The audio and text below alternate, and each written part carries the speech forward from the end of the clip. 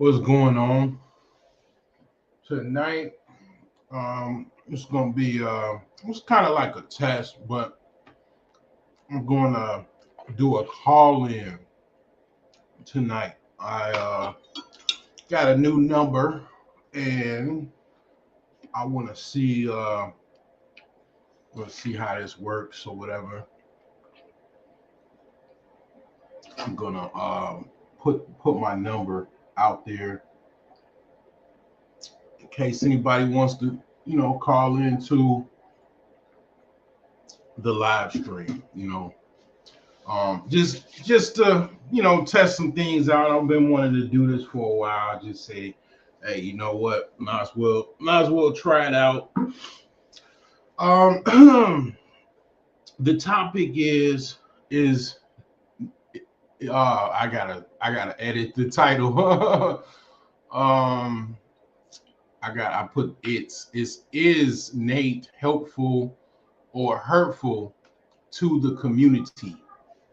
Okay, is Nate helpful or hurtful to the community? Primarily the black community, obviously. Um, you know, I mean, Nate pretty much. Nate probably would. The Nate types. I'm saying it's some guys that probably would not discriminate as far as who they want to support, but primarily Nate supported the black community. The movie set it off. Nate was supporting the black community in this regard. Now I'm gonna tell you why I got this topic, okay? And this topic is not necessarily something that I necessarily was kind of it's not something that is original for me. Okay. I'm gonna put you on some guys that I follow in the financial space. They are legit. um, you know, I think I don't know how if they're younger than me or older than me. I'm not really sure. Um, but they are some brothers with some grassroots platforms that are in finance primarily. I listen to them from time to time, and I think they go live every Friday. And then they have other things that they got going on, other platforms offline. Like myself, I have different platforms off of YouTube. I have basically different startups that I'm working on business wise. Uh, and these guys are a part of a team. They're part of a group, and they out of Philly. And I'm gonna kind of put you up on them and what they do. So this was their last live stream right here. So let me share their channel. Let me get out of here. Share their channel real quick, and yeah, right here. So these guys here, um, finance rebel. Let me see here. Yeah, my okay, there we go. So yeah, you wanna pretty much subscribe to these guys. Let me put their URL in the chat. These guys are pretty much legit, man. These guys out of Philly, these some legit guys. They kind of put you up on business finance. They talk about business finance, investing. They are legit, definitely legit. They did a contest tonight about basically they do a contest every live stream, I believe, and I won a little money, and it was about, like, I think they do like a hashtag giveaway. So the hashtag was Nate, because basically that's what they was talking about. They was talking about, is does Nate basically help the black community or hurt the black community? And I'm gonna tell you, this sentiment actually is not even kind of, this conversation was going on earlier because if you don't know, this might be risky.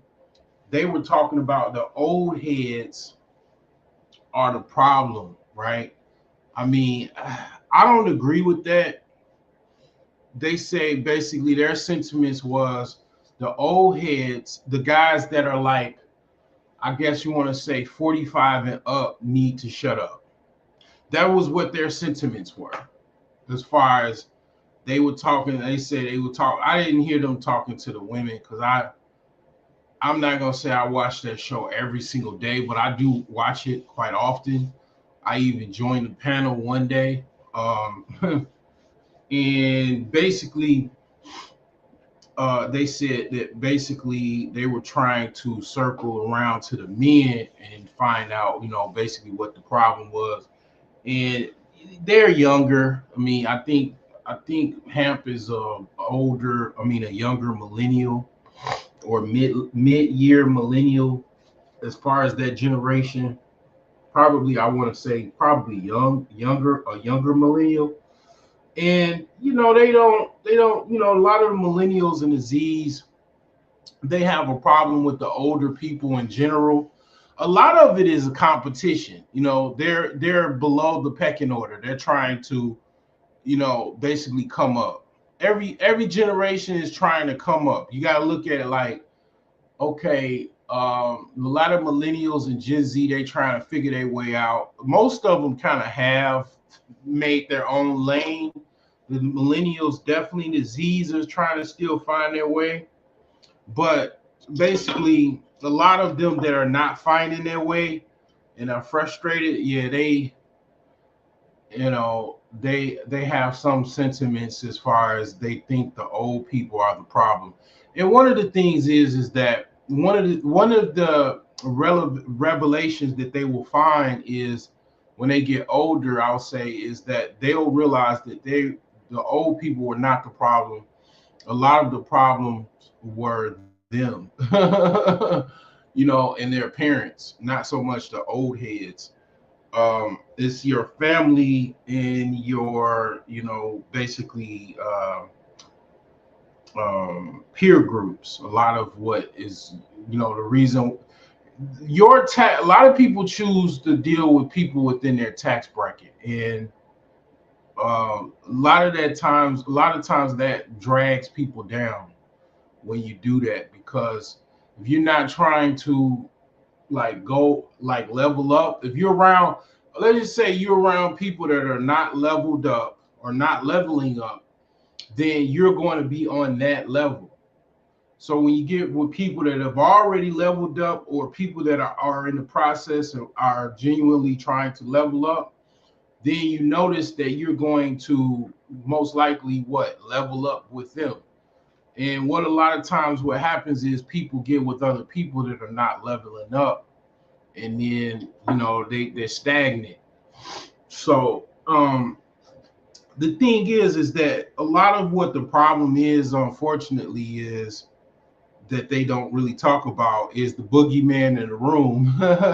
And that's the white man and his courts and his laws. That is why women have ran ramshot in America. And I say women in general, not just black women. Women take advantage of these very much Eurocentric laws, right? Like no fault divorce basically started in the Reaganomics in the Reagan administration, during Reaganomics in the 80s.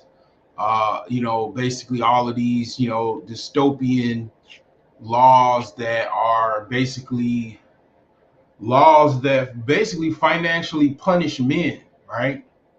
And then women say, well, you should just get a vasectomy. You should just not have sex. You should just uh, do all kind of crap to avoid having children. Which, yeah, women have all kinds of outs. They can even give up their baby to adoption. Okay, if you don't believe me, I'll play a video. Okay, they can give up their adoption very, very easily, and men cannot do that. Men absolutely cannot do anything. Like, men can't say, I don't want the baby. They can't say that. Men absolutely are.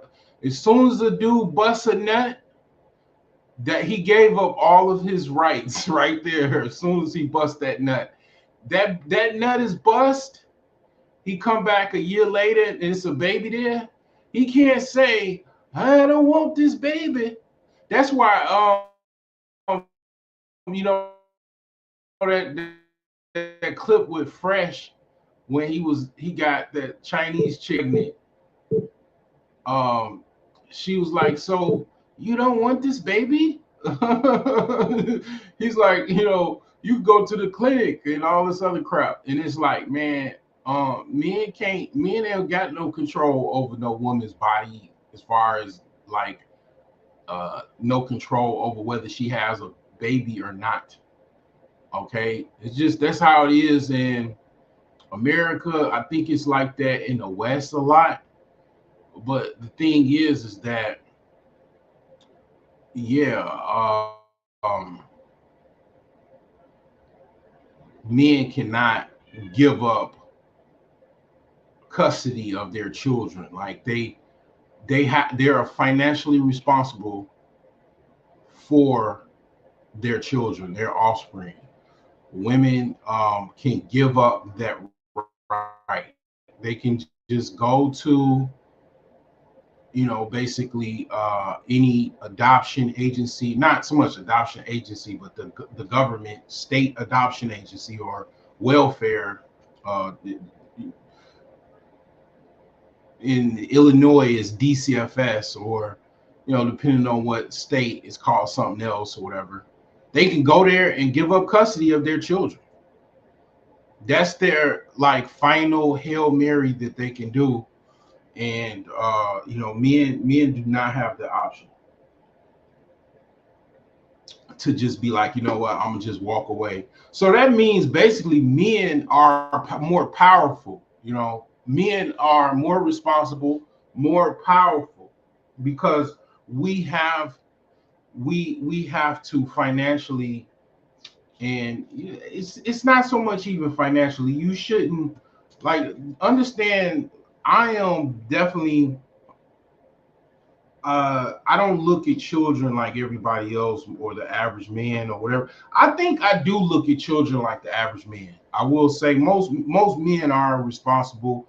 They are trying to raise their children financially, morally, spiritually, physically, trying to raise their children. Okay, I am no different. Okay, and some men, they just you know, they take care of their children financially, and that's it. Some men, they don't even take care of their children financially. They, don't have, they make money under the table. They go in and out of jail because of back child support.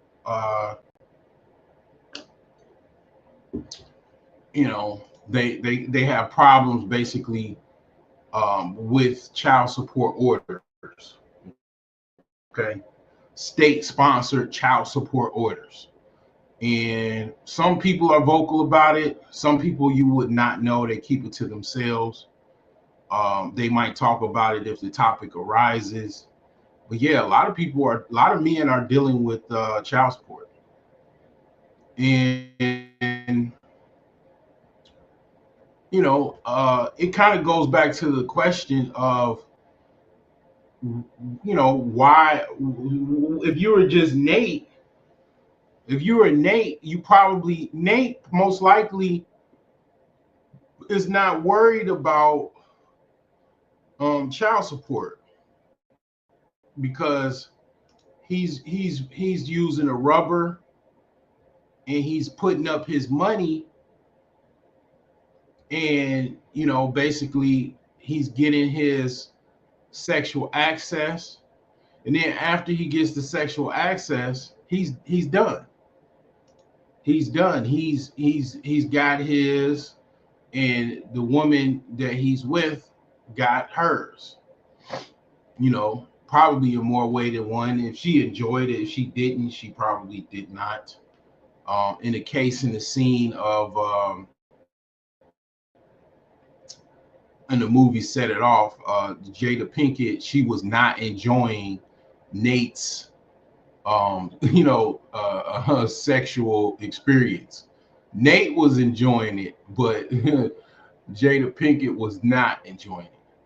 Now, you can even say, okay, you can even say, let me change my let me change my avatar real quick to Nate. Let me see here. I can take this one out. Let me see here. You could even say Nate is your textbook sugar daddy. I mean, Nate is your you know, textbook sugar daddy. He's also, I mean, the Nate character, right? The Nate archetype, you could even say. He's the sugar daddy as well, right? He is the sugar daddy, okay? Another term for a John or a trick is a sugar daddy. And then here's the thing, right? I didn't really talk about the whole FX spots, the Fox Sports FS1 scandal. Okay, I didn't really talk about that. Skip Bayless. I talked about it a little bit, but Skip Bayless was, he was basically Nate. He's the white Nate. And white men are the Nates of America. I mean, white men have a lot of money. They have, trillions and trillions of dollars collectively, right?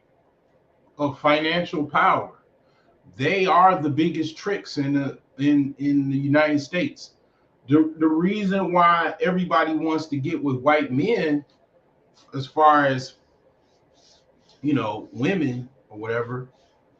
I mean, you could even go down the whole rainbow thing. That financial power, they want access to it. The women, one of the reasons why everybody, including black women, want to get with white men is not because they don't have that much money.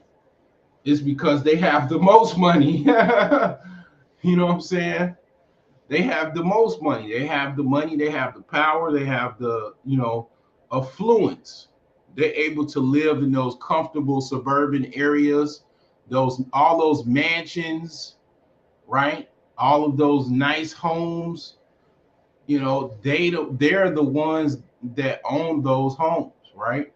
They have the money. I'm not saying that black men don't have money either, or Hispanics, or Asians, or others, right? But they are, as far as in America, even other parts of the world, they have. You talk about Switzerland, you could talk about Monaco, you could talk about the UK. They have the money, right? They have that wealth, right? They have the ability to be the biggest trick, the biggest sugar daddy. And they own that title, and they own it proudly and own it well. Whereas the black community, they do have a problem with being, they really scrutinize, Nates. The Nates of the world get scrutinized. Skip Bayless, it's no big deal because Everybody know white men trick on women. It's no fucking secret. You know, Donald Trump is a trick. is a private world renowned trick. Okay, Stormy Daniels, everyone. Okay, they own that right of being a trick, and they own it, and they're proud of it. To be honest, okay, Playboy. What is it? Hugh Hefner. He was the basically poster child of the sugar daddy, the white sugar daddy. You know, house robe, silk house robe, a mansion full of hot young women.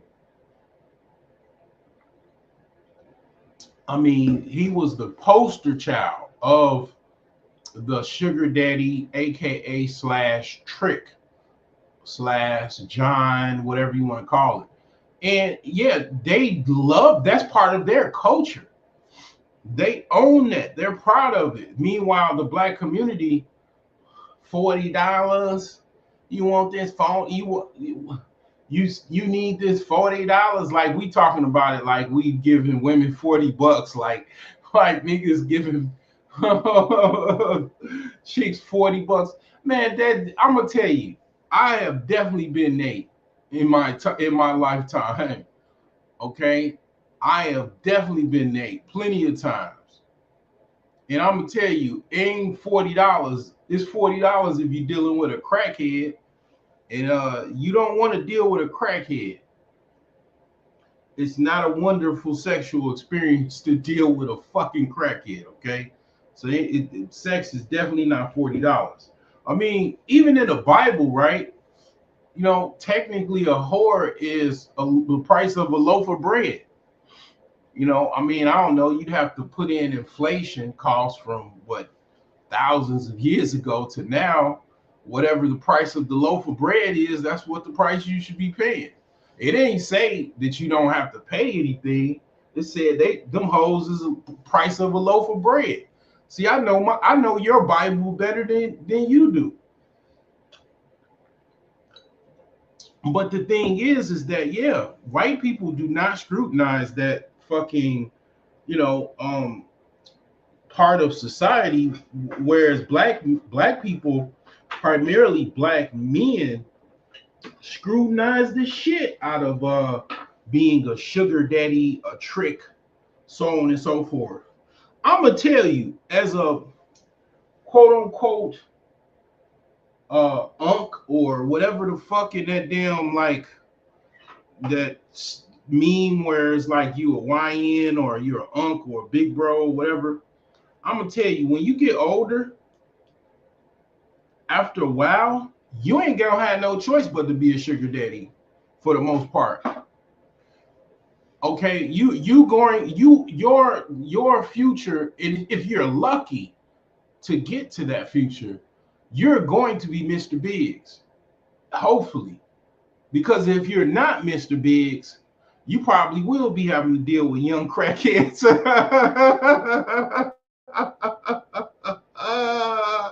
See how I circled it right back to it?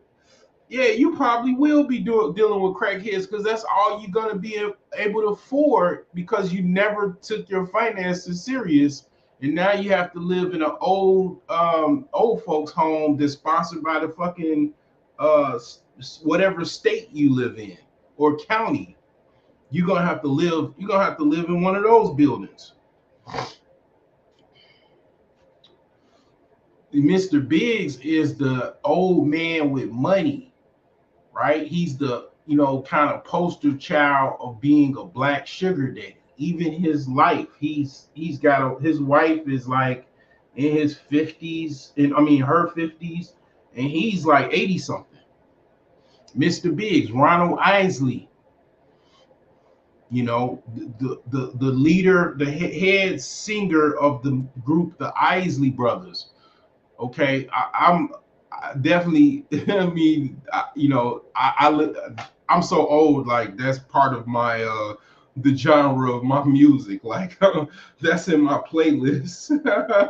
That's how old I am, man. So I just have a youthful spirit, but I'm old as hell, bro. But the thing is this: you gonna get old enough where if you want a younger woman, you're going to fucking damn near. They're going like women, older women. They want younger dudes, and then the older men is they're gonna want younger women, and the only really incentive is whatever money, power, and influence you have. Okay, that is a fact. And that ain't just me telling you that shit. Now, I'm at the age where I can still use my masculine wiles and my looks and whatever little money I do have left, to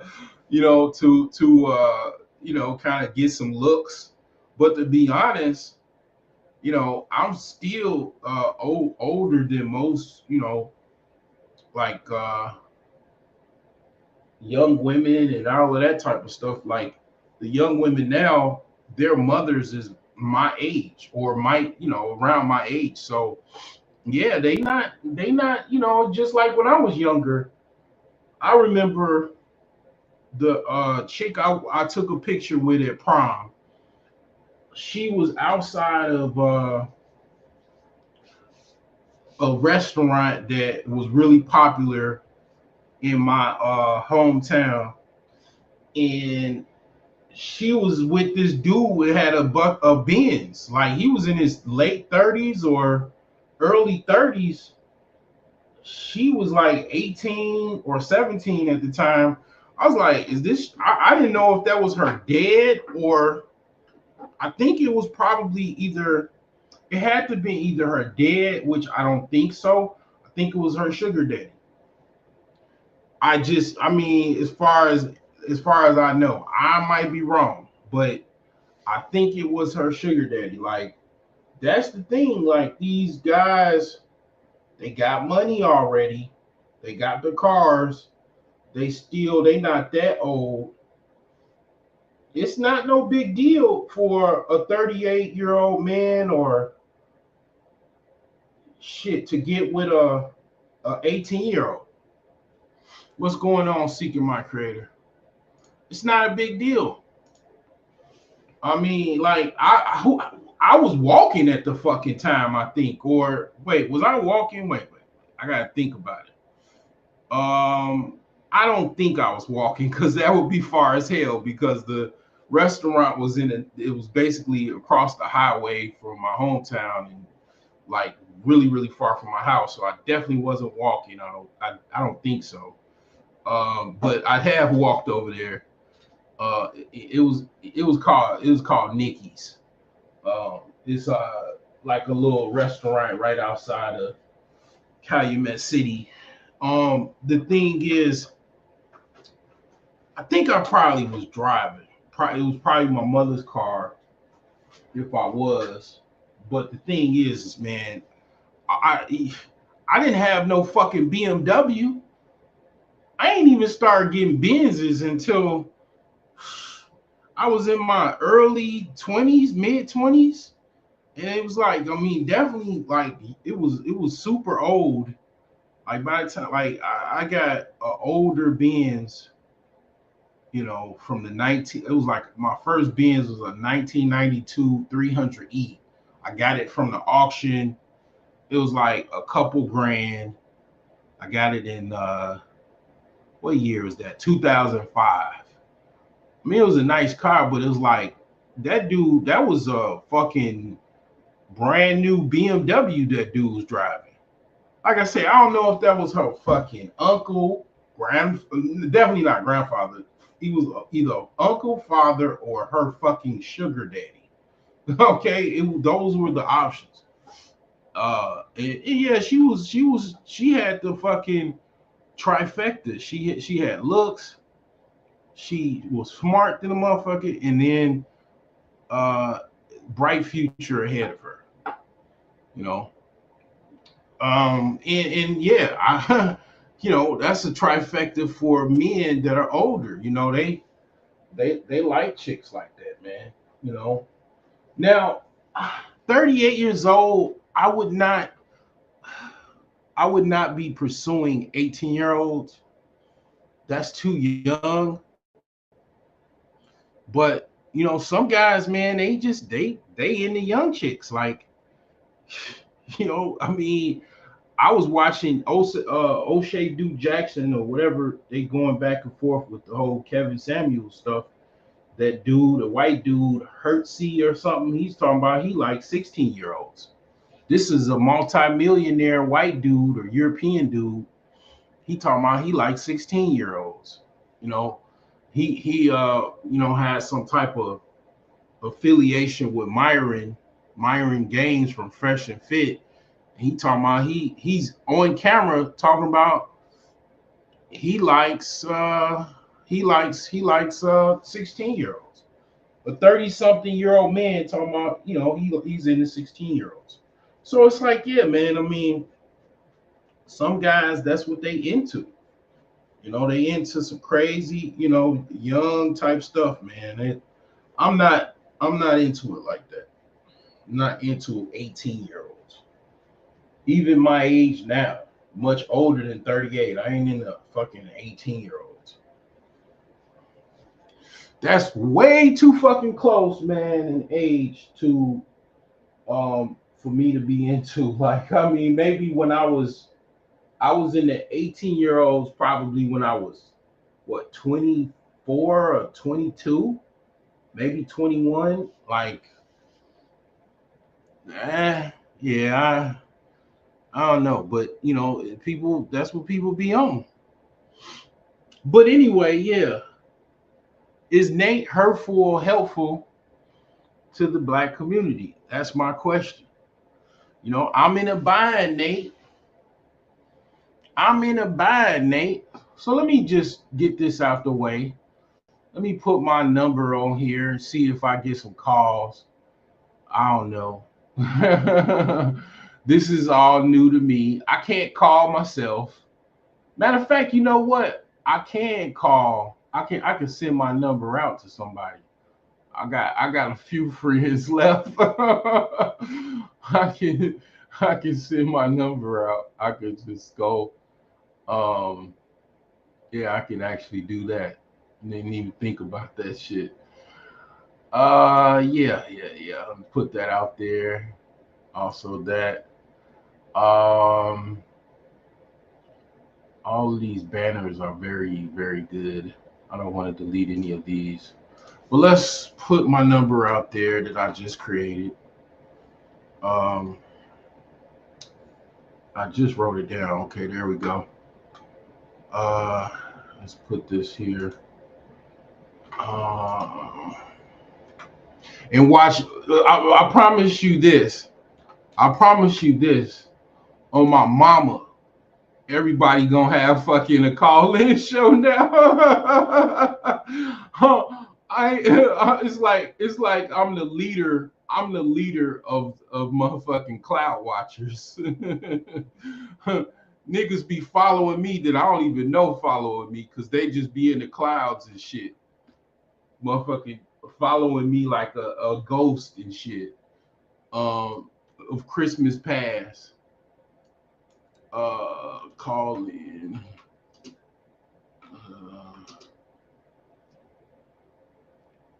You gonna have everybody motherfucking having a call-in show now.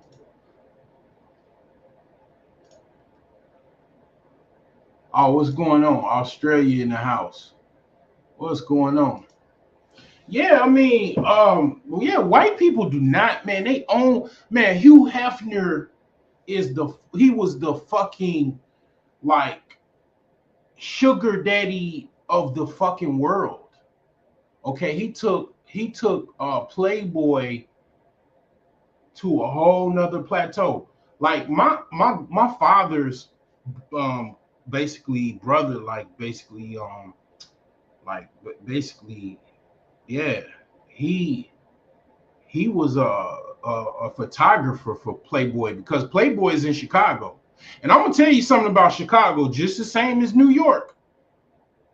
Chicago has a strong escort prostitution culture. It is like, okay, the prostitution primarily, because see, white people they don't call it prostitution, they call it escorting. Black people call it prostitution. Pros, hoes, pros, and all of that. Um, and they have, on the west side of Chicago is primarily known for pimping and hoeing. And that's where you got the Bishop Don Magic Wands and all of that type of stuff. That's on the west side of Chicago. But the thing is that escorting is primarily popular in the downtown area, Gold Coast, north side of Chicago, where all of the money is in Chicago primarily. A lot of money. See, a lot of people see the problem when you hear about like all of the shootings and stuff in Chicago. That's propaganda.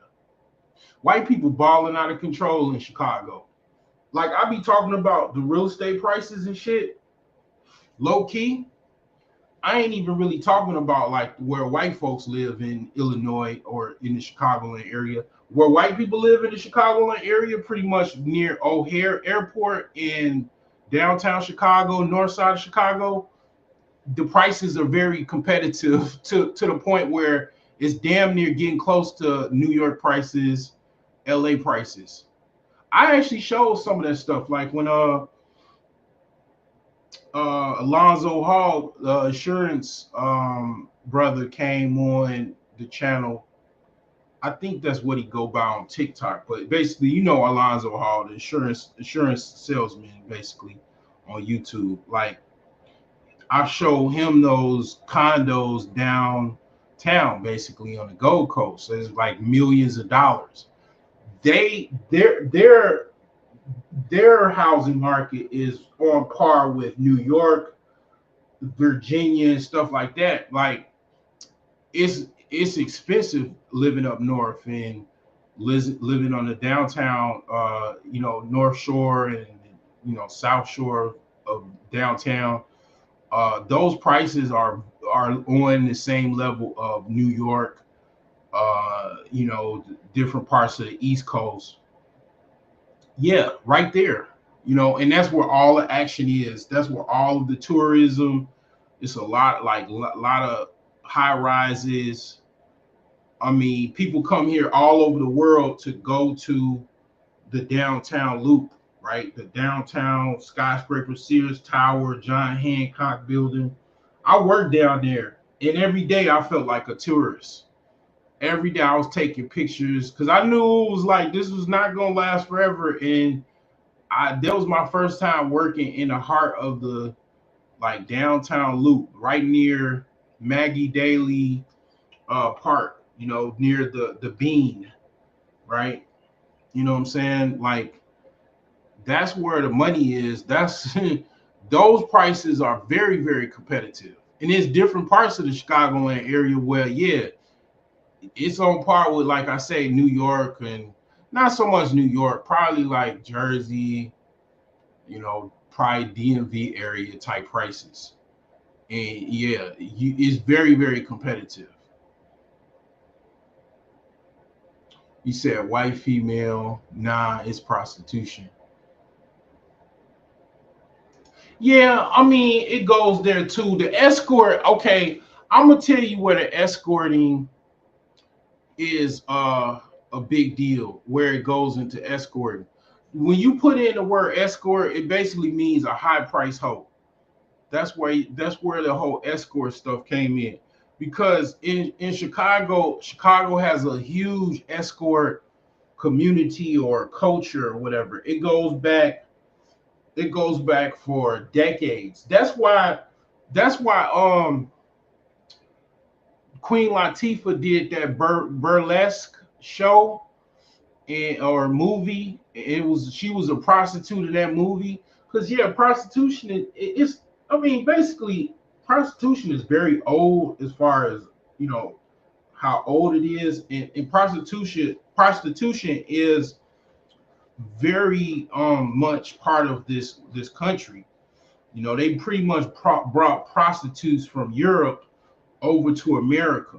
Okay, Louisiana, basically New Orleans, the basically origin story of New Orleans was the French brought a whole bunch of prostitutes to New Orleans, and the local men there married them. Okay, and that's why you have the French Quarter and Mardi Gras and all of that. You know, women showing titties. They had, you know, women. That was basically a prostitution district.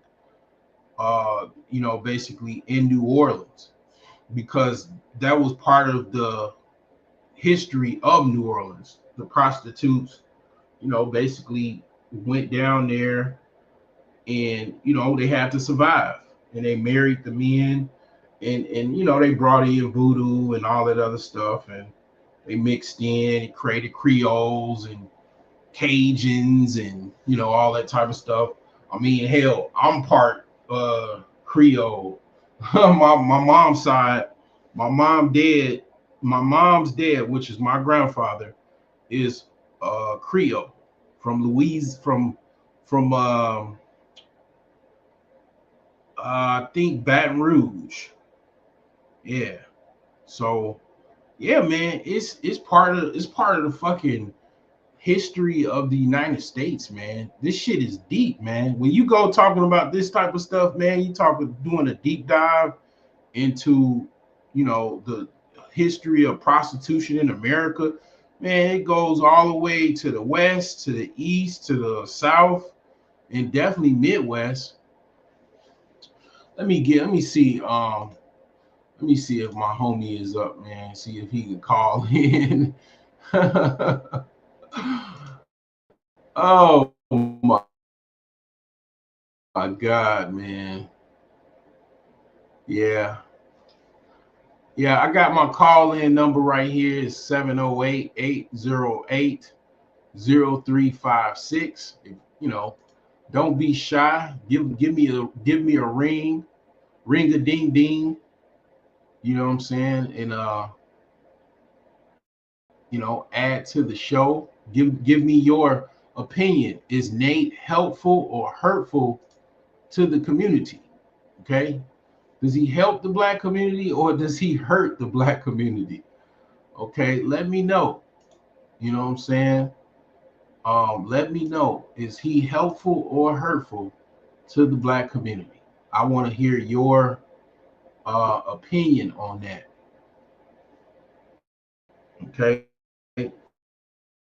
your opinion is definitely needed. Don't be shy. Okay, don't be shy. Let me know.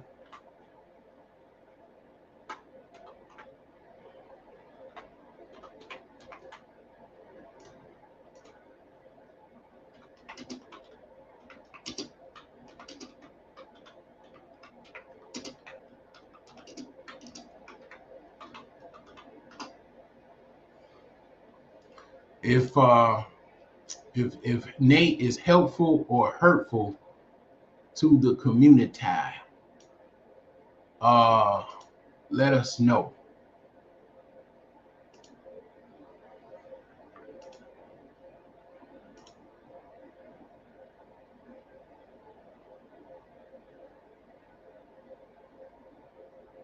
Yeah, the escort, like I said, the escort name is because you got to understand. I'll just speak from Chicago. It's the same thing everywhere else, but you got a lot of people that was making money downtown Chicago. They're flying in from across the world, doing business deals in Chicago. They don't have enough time to get no fucking girlfriend real quick. They don't have time to, you know, meet somebody. They don't have time for that. They want to get their pussy and go. So escorting became a big ass fucking deal in Chicago, in other parts of New York, LA, because people coming into town, you got to understand, it's people that are traveling in the United States. They don't know anybody. It's like going from the DR to Haiti. Like you don't know somebody there, or you going to different parts of every state is like a different country. Okay, you go from freaking LA to Colorado. You don't know nobody in Colorado. So what are you gonna do? Are you gonna beat your dick for the weekend, or you gonna see what the price of a pro is? That is in Colorado. You most likely gonna see what a pro is going for in Colorado. You out you on a business trip. Okay, you trying to have a good time. You gonna see what is available. So they had, you gonna look at the escort menu, and you gonna get you an escort. I mean, that's just that's what men do in America. That's what men do in the world. They pay for women to have casual sex. That's an old thing. Um, Now I'll say my opinion. The Nates um kind of do hurt the community and are helpful too. I'll say why I say both. Because the Nate prototype or character type, he's helpful because you got to understand these women in a sense of basically what Nate was doing. He wasn't necessarily looking for an escort. Okay, Nate was kind of like a sugar daddy, but not really even a sugar daddy, because sugar daddies have a active ongoing relationship with sugar babies. He kind of had that with the character that Jada Pinkett played and set it off, but not really, because she just basically called him. That's why it was called I'm in a bind, Nate. She only called him when she was in a bind. If she wasn't in a bind, she wouldn't have called Nate. You know what I'm saying? She wouldn't. Nate was a sugar daddy. He was activated to be a sugar daddy because she was in a bind. If she wasn't in a bind, Nate wouldn't have been activated. He might have, you know what? He might have called. He might came around and checked on her and see how she was doing. See, like if you watch the movie, that movie is definitely it was a good movie to watch. It was a kind of grimy ghetto movie, but it did have a lot of, I guess you want to say, gems in it. I mean, one of the things is Nate wasn't necessarily trying to get with her. He was just checking on her. He was like, he was around. He dealt with her before. She came at him. She propositioned him. She was like, I'm in a bind, Nate. She needed some money. I mean, if you ain't seen it, it ain't no big deal. I ain't, if I'm kind of giving it away, but it's not that big of a deal. Like she needed money because her little brother was in trouble or needed some money or something, and basically that's where she said she was in a bind, and he did. It wasn't like he came up to her. It was like, "What's your price? What you need right now?" or nothing like that. Nah, she came to him and propositioned him and said she was in a bind.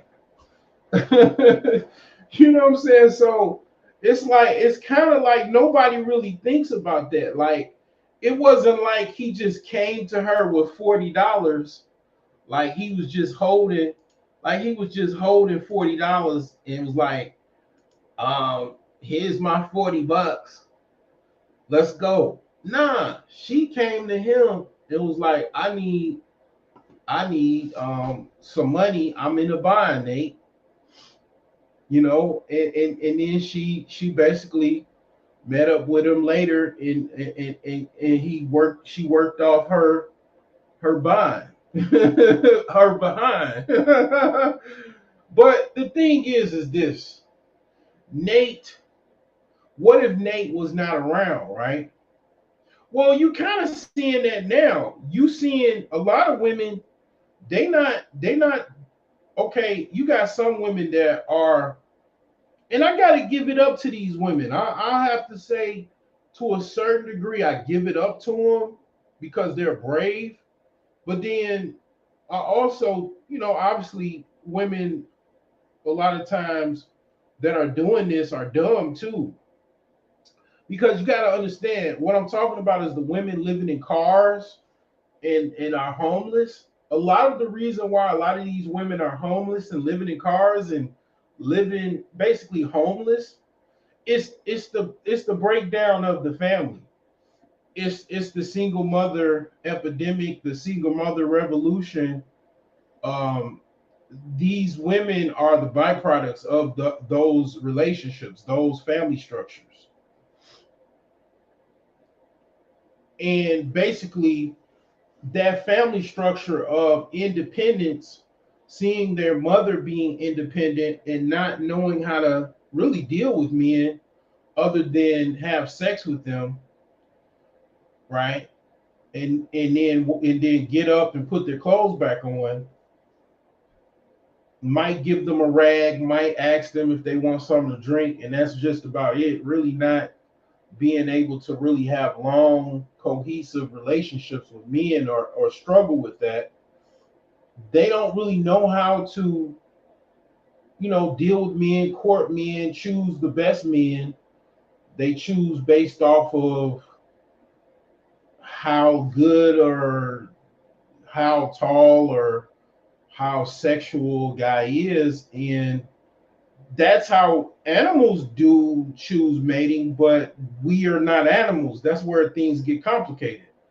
We're complex. We're animals, but we also complex beings. We're in a system of capitalism. That's where it gets complicated. It all goes back to capitalism, right? Mercantilism, capitalism. And in capitalism, if you don't have capital,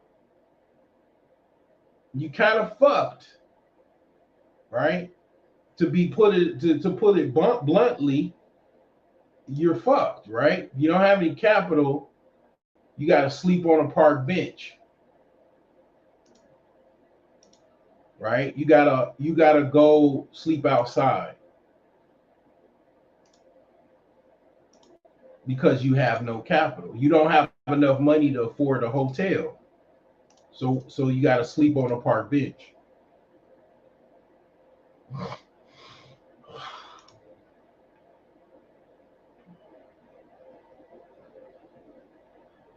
That's where that whole selection comes into play, where it's like, well, you're choose. So here's the thing, right? You know who can choose that way and have no problems choosing that way?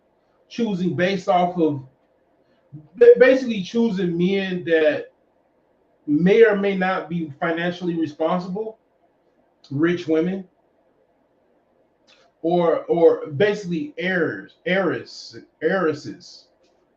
They can actually get away with that. They actually are the only ones that can get away with that. Women that basically already have money, and or they have a family, they have some type of family, let's just say financial umbrella that they can cling to. Women like that, yeah, they can actually get away with doing that because they already have financial power that they can access. They have, some type of family umbrella that they can access. And even with that, their women in that type of reality, their family does not want them to choose a man that is not financially affluent themselves. And most of them do choose men that are financially affluent. They do not stray away like that. Women that of a lower socioeconomic, they don't really understand that they can't really, not a lot of them, they understand it, but they do it anyway because a lot of times it goes into a lot of different things. But from a person that's kind of grew up middle rung, or I'll just even be honest, lower middle rung, and even knowing what I know now, right, being older and wiser, yeah, women of that lower socioeconomic level, they don't really have the freedom.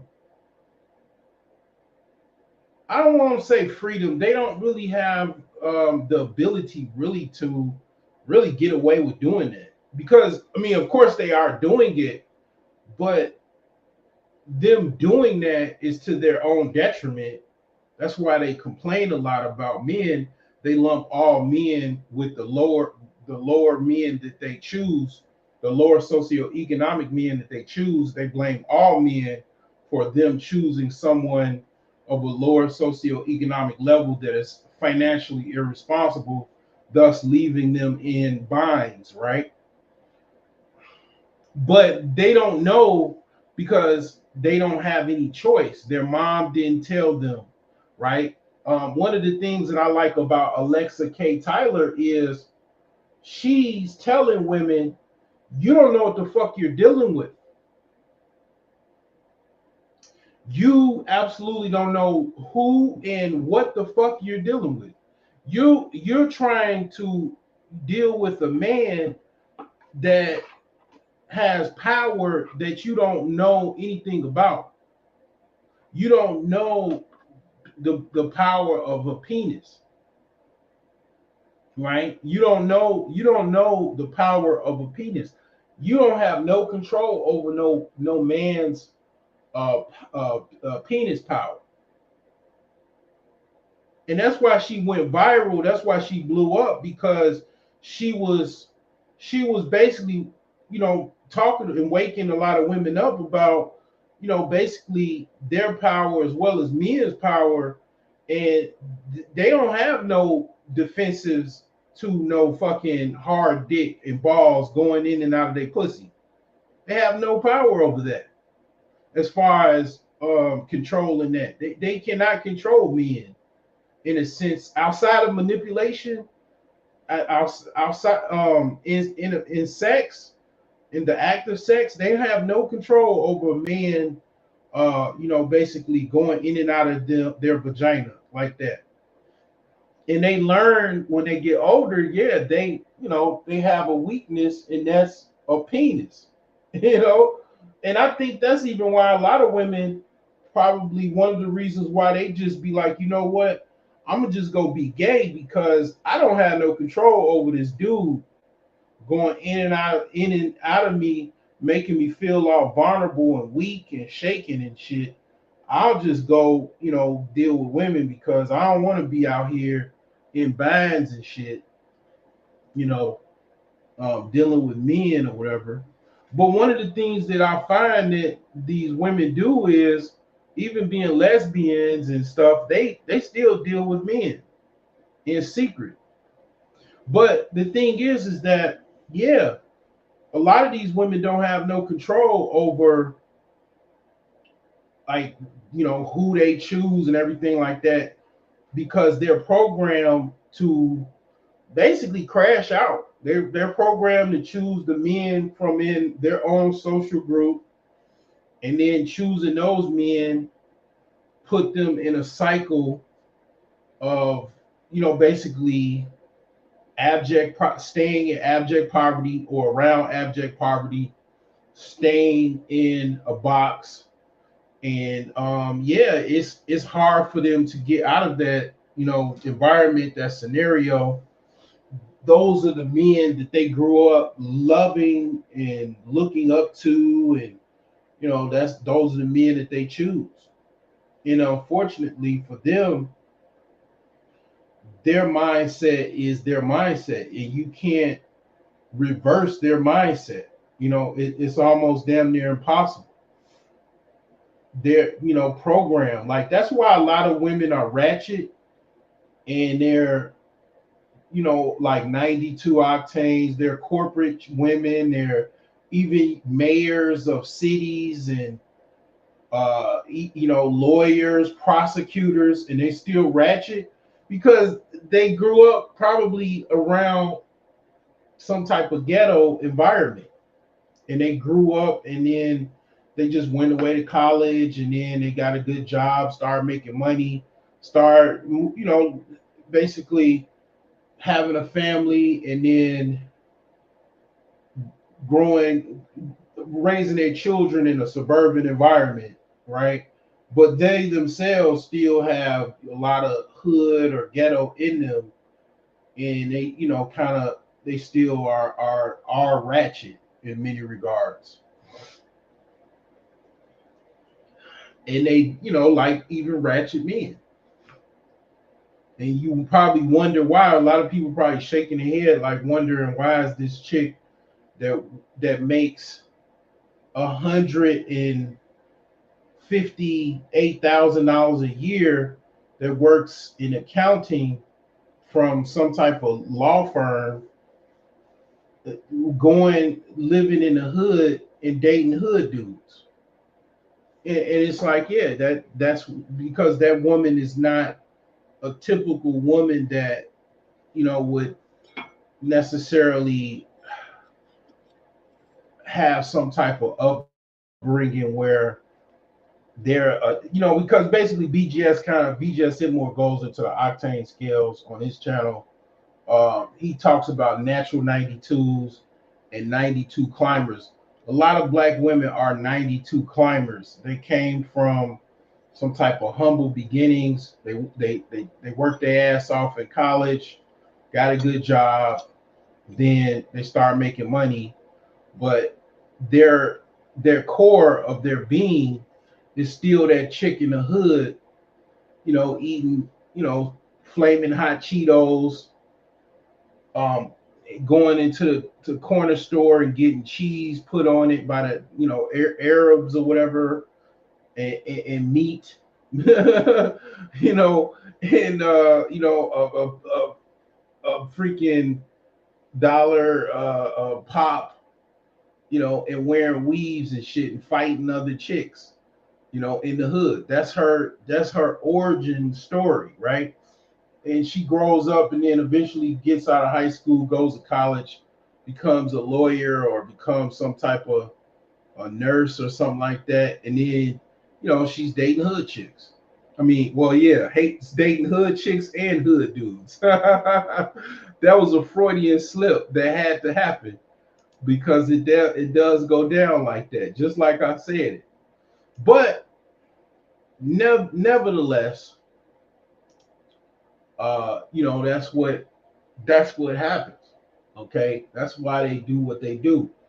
Like I say, the women that can kind of absorb that reality where they can deal with a dude that has a lower socioeconomic, financial, irresponsible background is the women that are well to do. And unfortunately, in case you didn't know, I've said this before, those women tend to not choose men that are of a lower socioeconomic level. They'll probably deal with a white man before they deal with basically some type of like hood dude that don't have no money. They probably will have sex with them possibly, and then if they get pregnant, they might have an abortion or you know something like that. They rarely have some type of relationship where they have a baby or something like that. I'm not saying it don't happen, but it doesn't happen like normally. What you'll see is they'll get with a white dude. That's the normal, like natural 92 climber.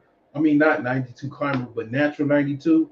She'll either get some type of black dude that is basically a corporate type, probably a 92 himself, might even be a 92 climber, or she'll get with a non-black person. I see it every day. When I used to work in corporate America, I see it all the time, regularly, like clockwork. So that's typically how that goes.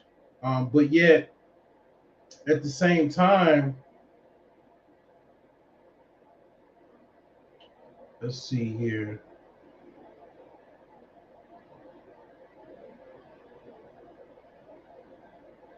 Uh, I think it's something going on with this number. I don't know if this number actually works. Let me see here. I don't think this number works because I just got a message saying, okay, I don't know. I think it does work. The only way I could know it works if I get a call. Let me think about it. Let me do a test call because y'all guys are so scary, man. It's like I don't want to call. I gotta call myself. Let me see here. Because this is a way you could do a test call.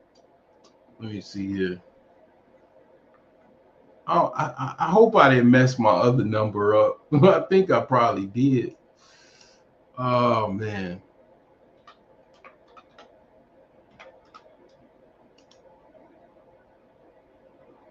Oh man. Let's see here.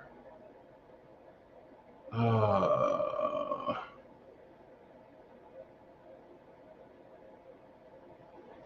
Let me see here. Call my phone. Call my phone. Let's see here.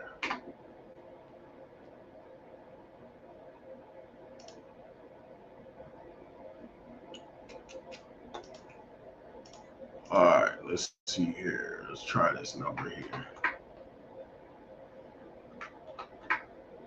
0356. All right.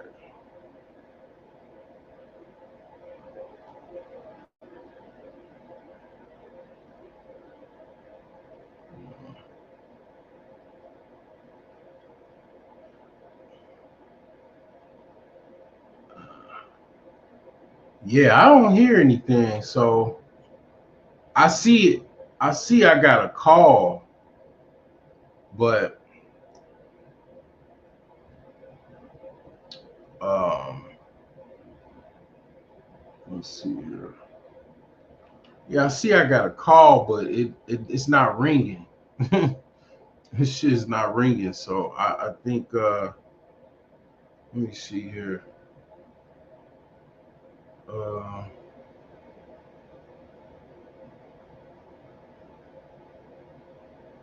okay, let's see here. Oh yeah, it's not ringing. So we got technical difficulties. Uh,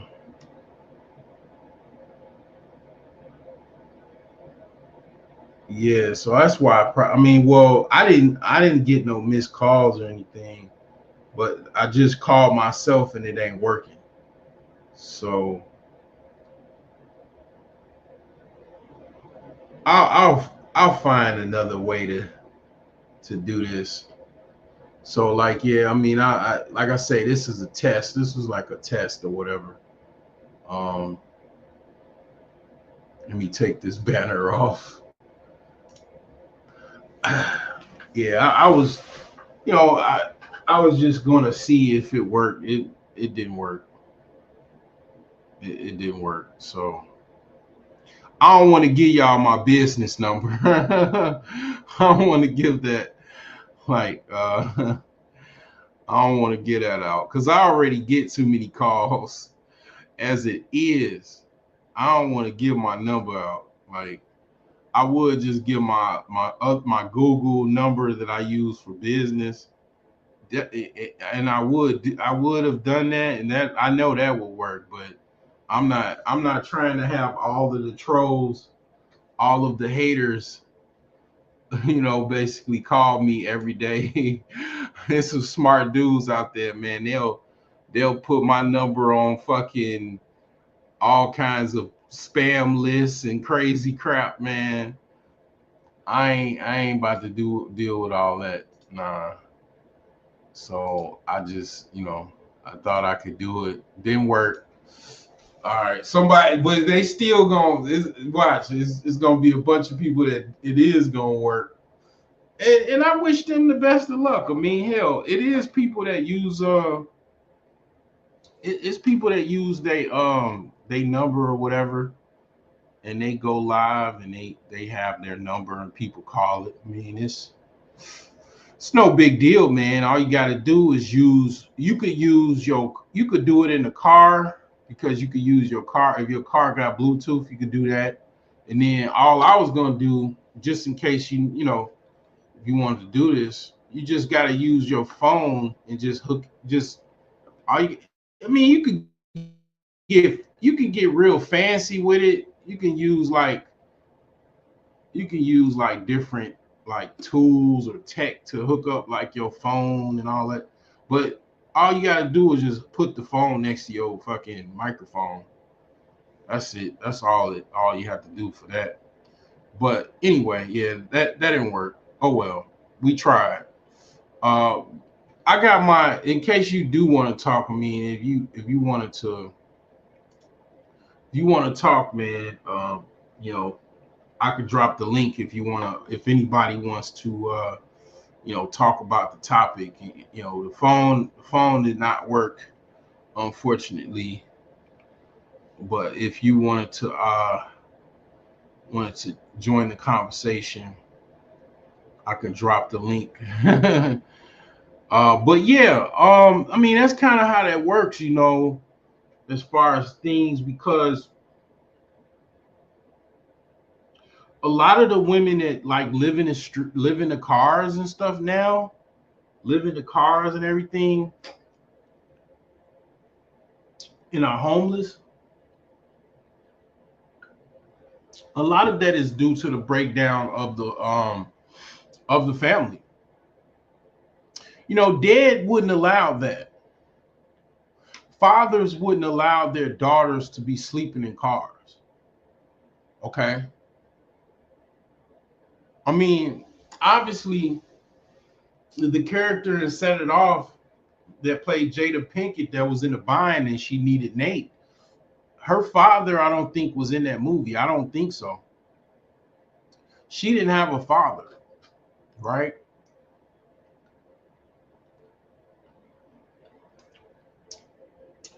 I'm gonna be honest with you.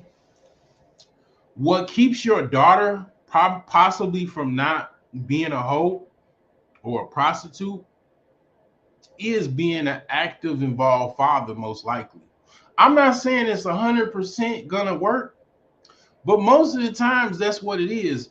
Most of the times, prostitutes or escorts, or whatever, they are the reason they are doing that is because a lot of times they don't have a father, right? Or I'll say this: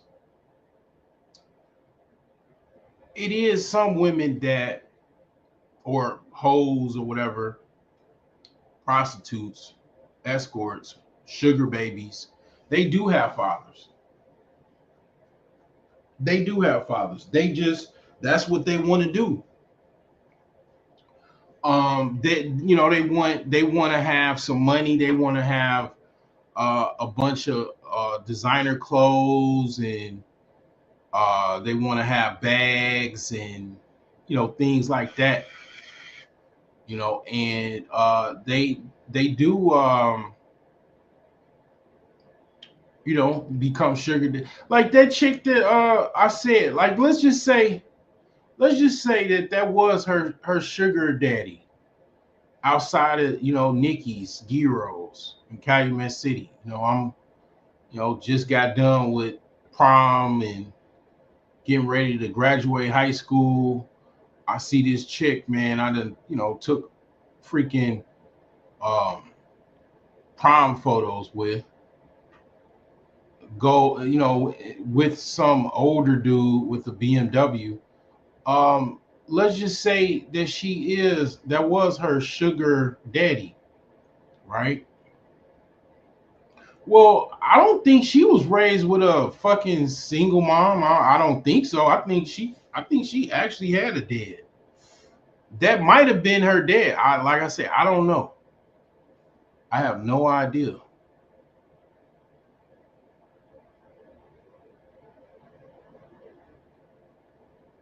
So the thing is let's just say that wasn't her dad. I don't. She doesn't look like she was raised with without a dad or whatever. So it all depends. You know what I'm saying? It's women do. It is quite a few outliers out there as far as women in being raised or not by um, their father. You know what I'm saying? But most of the women that are prostitutes are definitely they do not have a father in their life.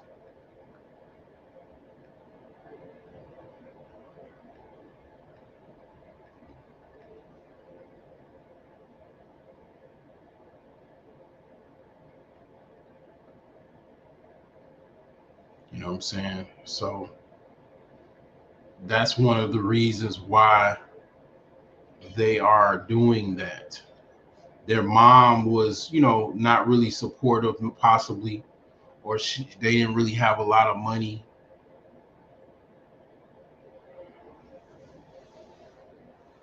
and they had, she wanted to.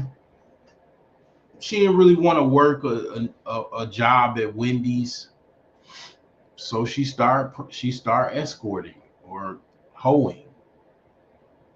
She started being a sugar baby. Some of these women absolutely, you have no idea what they do when they get off work. You got women that work at Wendy's and they work part-time at the strip club. Yeah, they work at Wendy's during the day, and at night they butt naked in the strip club, making on a slow night about $800 a night. But I'm gonna be honest with you, the women that typically work in a strip club like that, they're not working at Wendy's. They might have an office job or something, but they're not working at Wendy's. They might not even have an office job. They go to school, maybe possibly, but all they really do is strip and do OnlyFans and sell pussy, and probably do other stuff or whatever. They hustlers, and the thing is that you don't know what they do when that woman that you work with, she might have a private OnlyFans. She might strip every now and again when she need money. The strip club is always open and always looking for strippers. And a woman could strip whenever she wants to. It's women that they seasonal strippers, and they come in and they strip maybe, they start stripping in October because they want to make sure their children have Christmas presents, or they need some money for tuition or whatever. It's like it, you don't know what women do, man, behind closed doors or whatever they do. You have absolutely no idea what is going on. Women will never tell you, and they'll take certain things to their grave, and they would never tell you what they've done and all of that type of stuff. But the thing is, now I'll tell you this is again, a lot of the women that sleep in their cars and all of that type of stuff. I'm not talking about the women that got kids and sleeping in their car. This is not what the fuck I'm talking about. Those women are should be basically rounded up, and their kids should be basically taken from them and given to their daddy if their dad is competent enough, or their children should be taken to the state. Because I mean, especially if you live in the Midwest where it gets really really cold, like the woman, the chick that had her kids outside of a casino in Detroit or somewhere, or in Michigan somewhere, I believe. I don't know where exactly she was. Her two One of her two kids died in the car, in the cold weather. She didn't even leave the car running. And it's like, yeah, I mean, that's not what I'm talking about. I'm talking about the women that are like, single with no kids, obviously, because I mean, obviously they're single, right? They're sleeping in a car because they don't want to sell pussy. That is it. That is all. Because if they sold pussy, they would not be, definitely would probably most likely not be sleeping in a car. They would not be homeless. And even to be honest, some of the women that are homeless, they probably still sell pussy, but it's not enough to pay for things, or get them a hotel room, because it's a combination of stuff. Some women are on drugs. When you go down that rabbit hole, it could be all kinds of stuff. But it is women that are homeless and still sell, sell pussy. Like, it is a thing. It is. I will say it is. It may or may not be a situation where, yeah, I'm not saying that, they necessarily, that's just gonna change their life to start selling pussy. I'm not gonna say that. I mean, there are women that they out on the street and they still selling pussy and they still on the street. So it's that world too.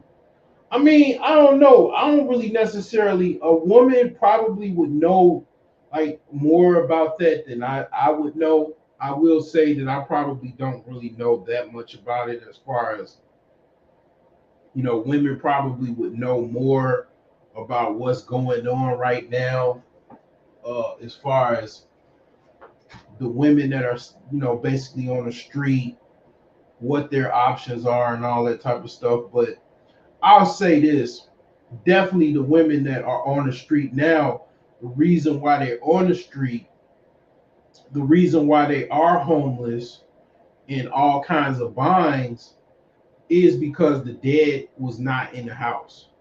Primarily, I'm going to say for most of the cases, because see, one of the things about the dad being in the house, I mean, basically the father figure that chose who the daughter was going to marry, he basically did the job that the women are doing now, choosing their own mates. He did that for them. And he chose, mostly the men chose men that were financially responsible. They had some type of gainful employment. They had showed some ability to, either have some type of career, some type of employment, ambition, drive, determination. Those fathers saw those men, and they gave those men access to their daughters. They gave them basically rights to their daughters. The men that were not deserving, okay, daughter would probably try to sneak and still see that guy. You know, I mean, that's basically what they would do, or they would, basically listen to their father, and then they see the guy 20 years from now, and they thinking they father. They like, damn, dad, Greg is a bum, and he sleeps under the overpass, and he's begging for change. Oh my God, Dad! Thank you. You saved me from a nightmare. And it's like, yeah, that happens. Like, you know, um, and of course, I mean, historically, it happened another way. The dude becomes a tycoon mogul, and a billionaire or millionaire, and then the daughter hates the dad now because because her husband now is Al Bundy, and he works at he works as a manager for basically famous footwear. And a lot of fat women go to him to to buy shoes because they like his humor and misogyny. I don't know, man. You gotta understand that probably has happened. But the thing is yeah, a lot of these women, the result of them being homeless and everything like that is due to what I call the finance manager being fired, which was the father, patriarchal father in America, which was he was fired. His firing date was somewhere around 1980 to 1990. The finance manager was fired by his feminist wife, and then she grew up to the daughter grew up to choose her own mate, and she failed miserably, most of them. And then they basically had children from this failed relationship, and then they had daughters that became more independent, more single, and then the cycle continues. And then now you have women that are they're the daughters of the women that were the byproducts of the mother firing the finance manager. Okay, basically the women that are sleeping in cars now and are homeless, their grandmothers were the women that fired the finance manager. Okay, and that's the byproduct of what you have today. And these women never say nothing about this. They act as if this. They watch my content, but they act like this is basically a ghost story and it doesn't exist. And nobody comes this way because I mean I'm definitely part of the original Coliseum days before Kevin Samuels even joined BGS. I was pretty much on panels and like 2016, 2017, and a lot of the people talking about Angry Man and Obsidian and all of them, they used to be on these panels. Kevin Samuels was on the panels, late at night, and I know all of the talking points. I know all of the dialogue, the discussion. I even provided a lot of things to the discussion.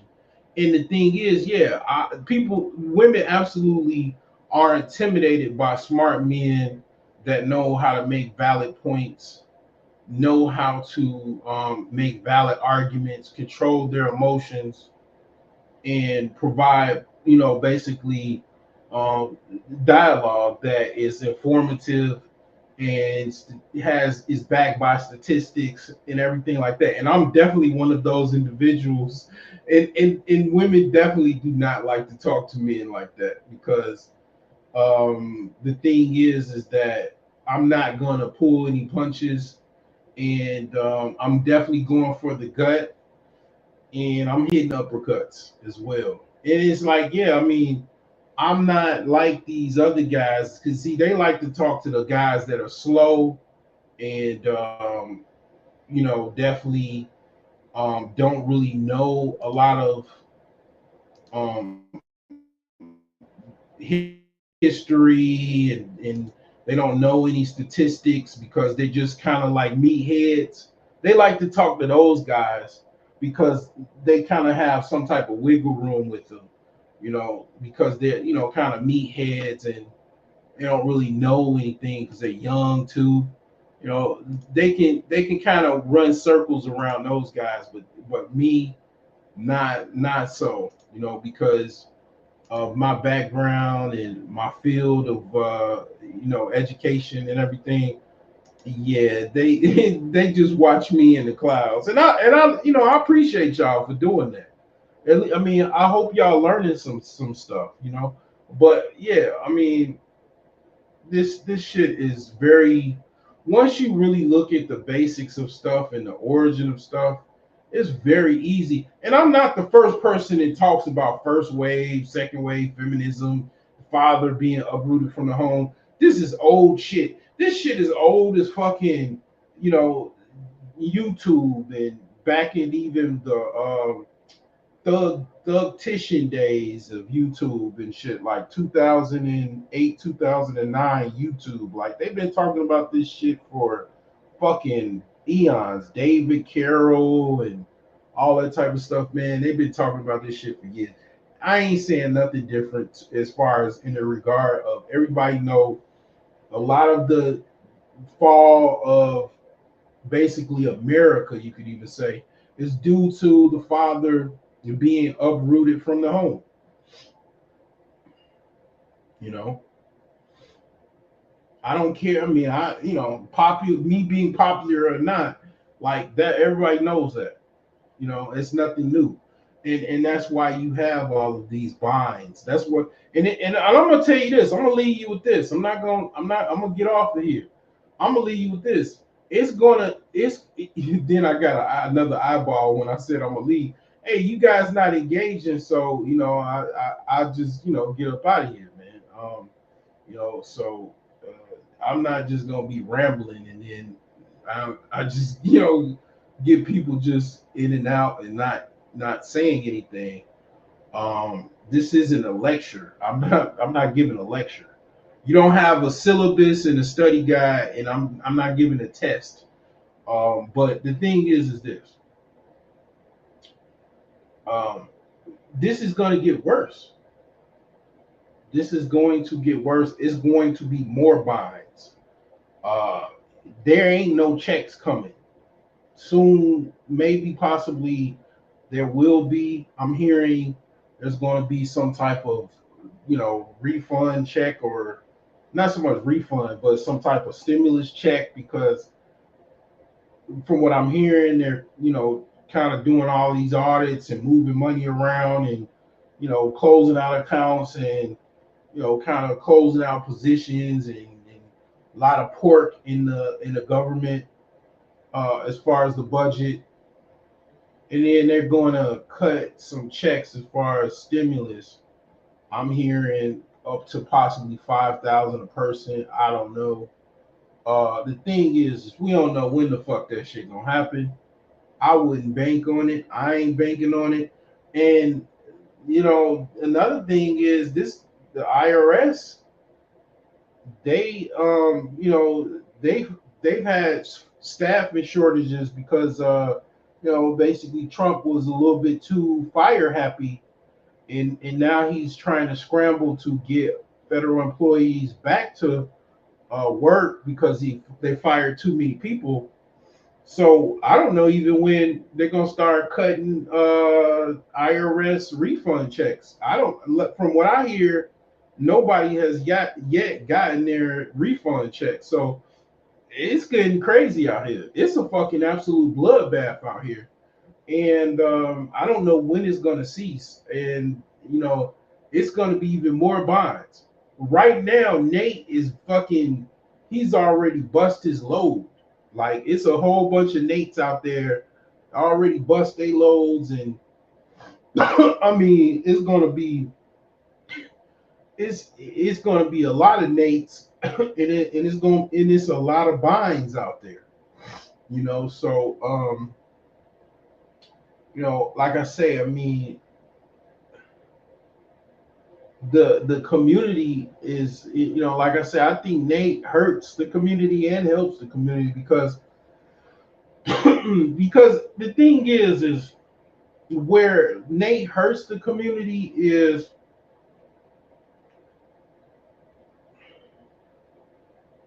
if women don't really have an out, then they're forced to really kind of deal with things. How let's just say dudes just never. Let's walk down this road. I thought I was gonna close out, but let's walk down this road real quick because I'm not buying pussy. Okay, me myself, I'm not. I don't. I'm not buying any fucking pussy. Okay, I just wait. I just wait my turn like the next man. Now, a lot of men do buy pussy. Okay, that's what men do. It's some men that they're sugar daddies. It's some men that they're active tricks. They buy escorts and they go on host strolls, and they may or may not have been on white soft underbelly. They're tricks or whatever, and they actively buy prostitutes, right? Buy escorts. It's a lot of men that do that. Let's just say men didn't do that. Let's say men had the power that I have in order to, basically either wait their turn or just seek an active relationship with a woman or whatever, or travel, whatever the fuck. These women that okay, I'm not gonna talk too much. I'm gonna show you more than what I'm talking about because I'm getting reports and shit like this. You gotta understand, I'm a Gen X. I'm not the only guy that thinks like I think, and I have to point that out.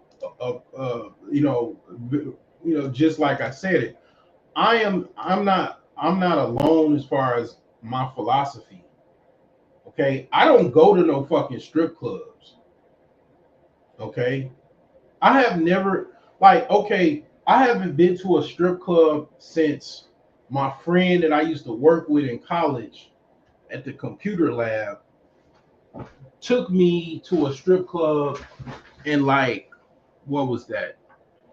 2000 and I want to say 6 or 2007 or something like that. I never really was into strip clubs. Clubs a little bit, but not really. Okay. I'm not into strip clubs. It is some men, quite a few men that are not into strip clubs. You got to understand, even older men grow out of strip clubs. They stop going to strip clubs. You got a lot of men, Gen Z, they not really even pursuing women at all. They're just playing video games and kind of just enjoying their hobbies and shit like that. It's kind of corny. It's corny to some. Some men look at that as corny. Women look at that as corny. But that's what they're doing. They're not supporting no fucking strip clubs. They're not going to no strip clubs, dropping no money, and basically trying to go to the champagne room. So this reads, I took off my clothes for $4. Strippers are struggling to make money, saying the clubs are empty and the game ain't what it used to be.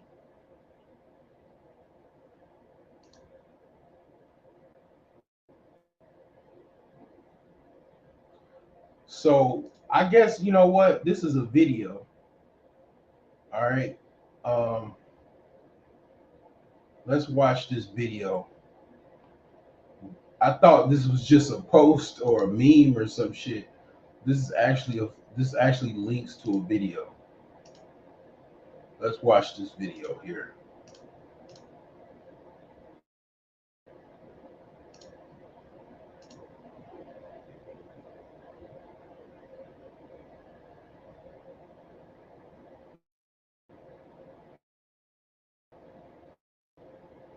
A good portion of your day is spent or gossiping with the other girls.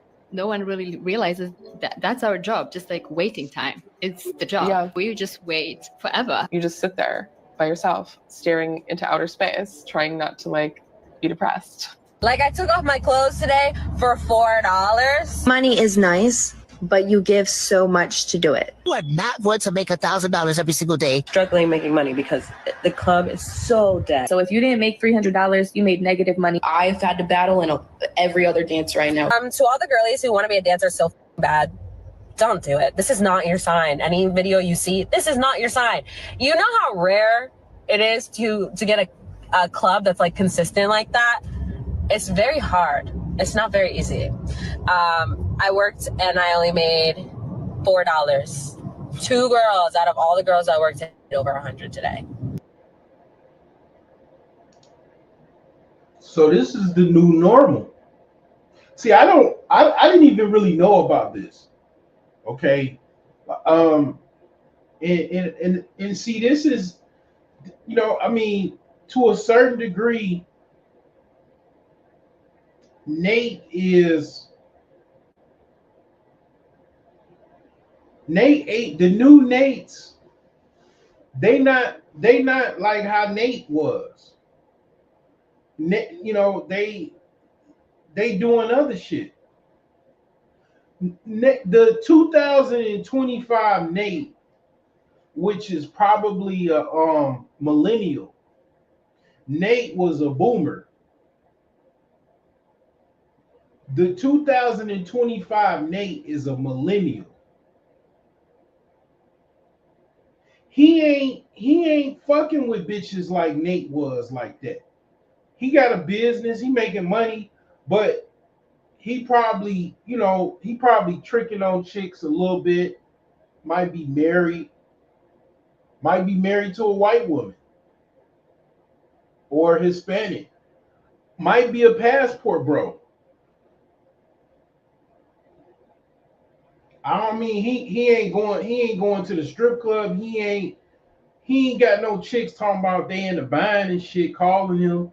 If a chick call him talking about they in the bind, he gonna say, what happened to your baby daddy? And if it was her brother, it's like, where's your daddy and your mama? that's he gonna answer. She called him. He's going to ask. That's not even a tough question. He's going to ask the obvious fucking questions. And then the women on the phone is going to be frustrated. I mean, Jada Pinkett is Gen Xer. The in the bind, the chicks in the bind obviously are millennials and Gen Z. This woman here is probably a Gen Z or a younger millennial, talking about she shook her head for $4. Oh my God. God damn it. You can make more money doing DoorDash than fucking shaking your ass for $4. I mean, in order to go less than 2 miles, you can make more than that.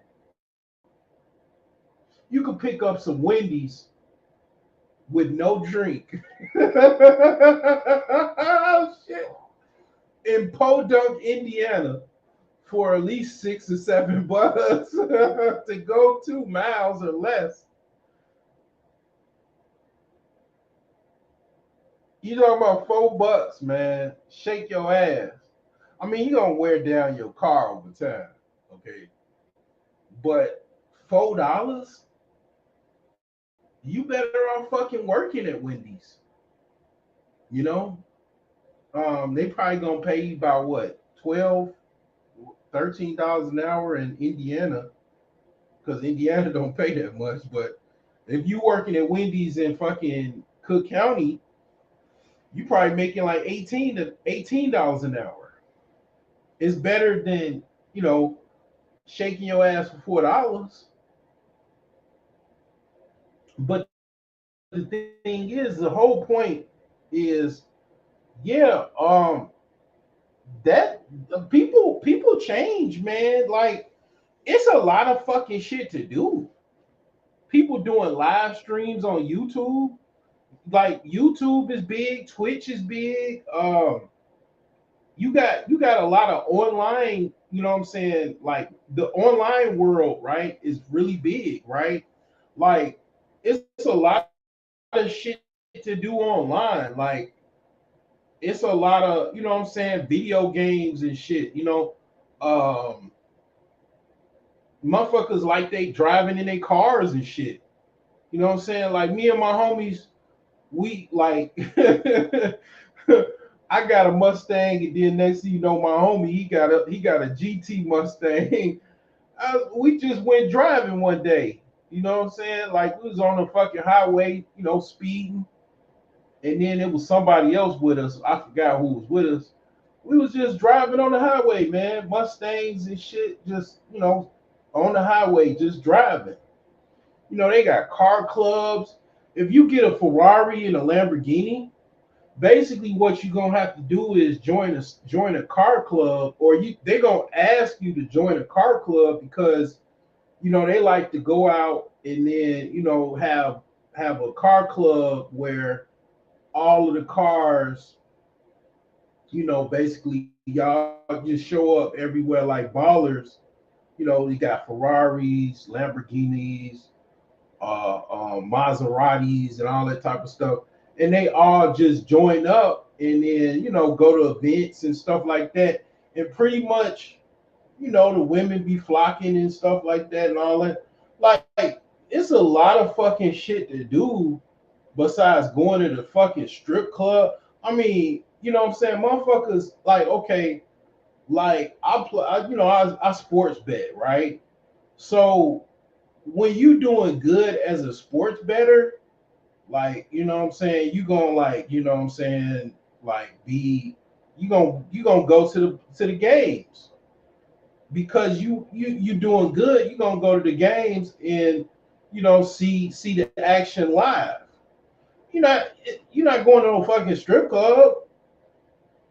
Like, I mean, maybe some dudes go to the strip club, but it's like, I mean, the thing is like, man, I'm just not into it, because I don't really like hoes like that.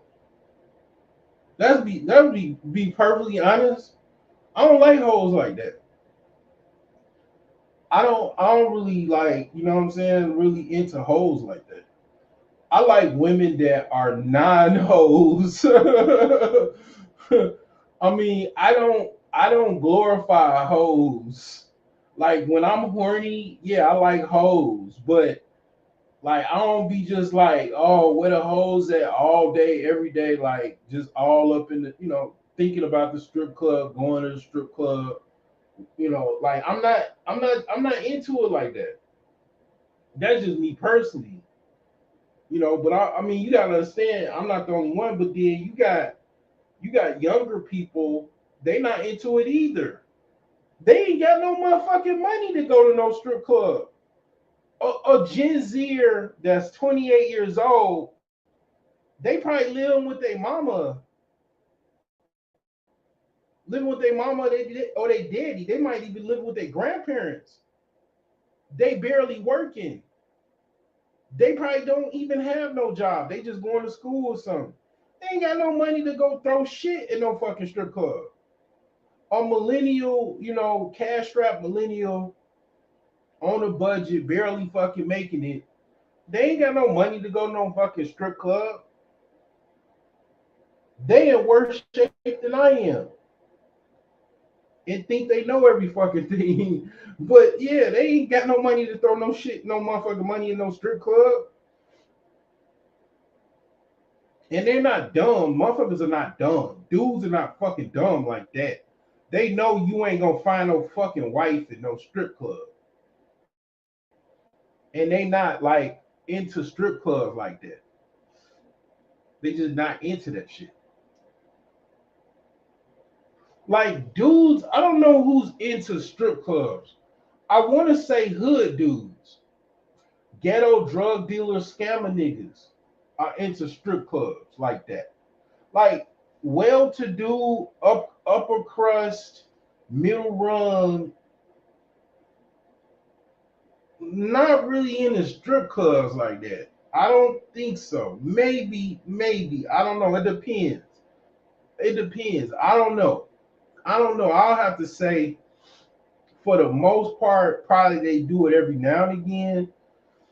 But I mean, you gotta understand the new dudes ain't in this. No, I promise you, I'll put up at least. I will put up $1,000.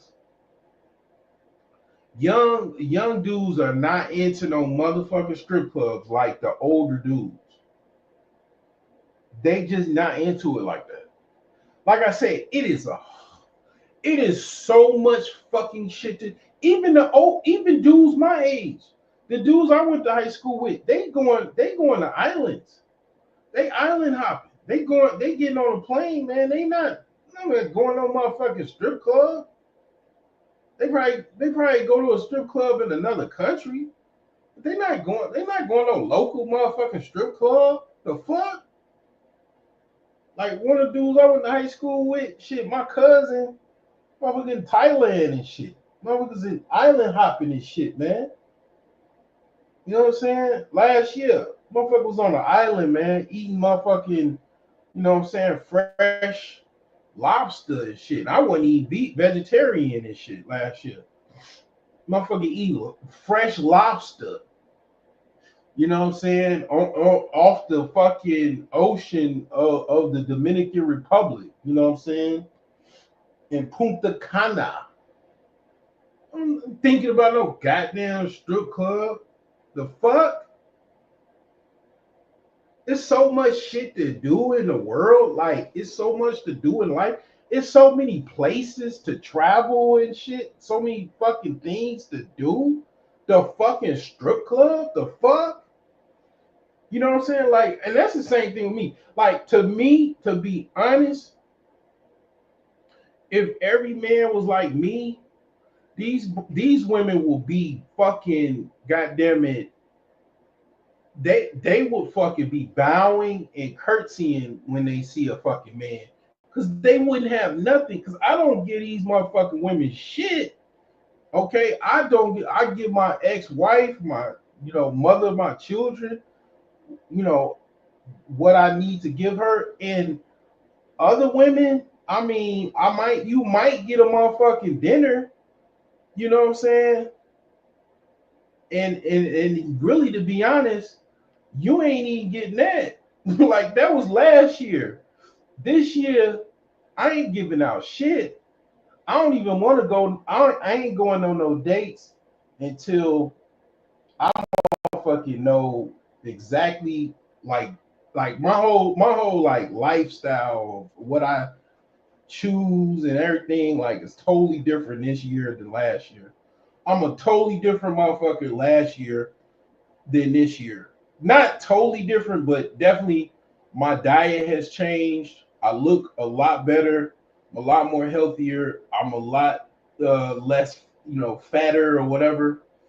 I mean, like, I don't even, I don't even, I don't even like, you know what I'm saying? Like, one of the things about being kind of vegetarian, I'm not really into a lot of restaurants because the joy of eating and shit is not really like that. Like, I like food, but I'm not eating a whole bunch of fucking food because, like, a lot of times when you eat meat, you eat more.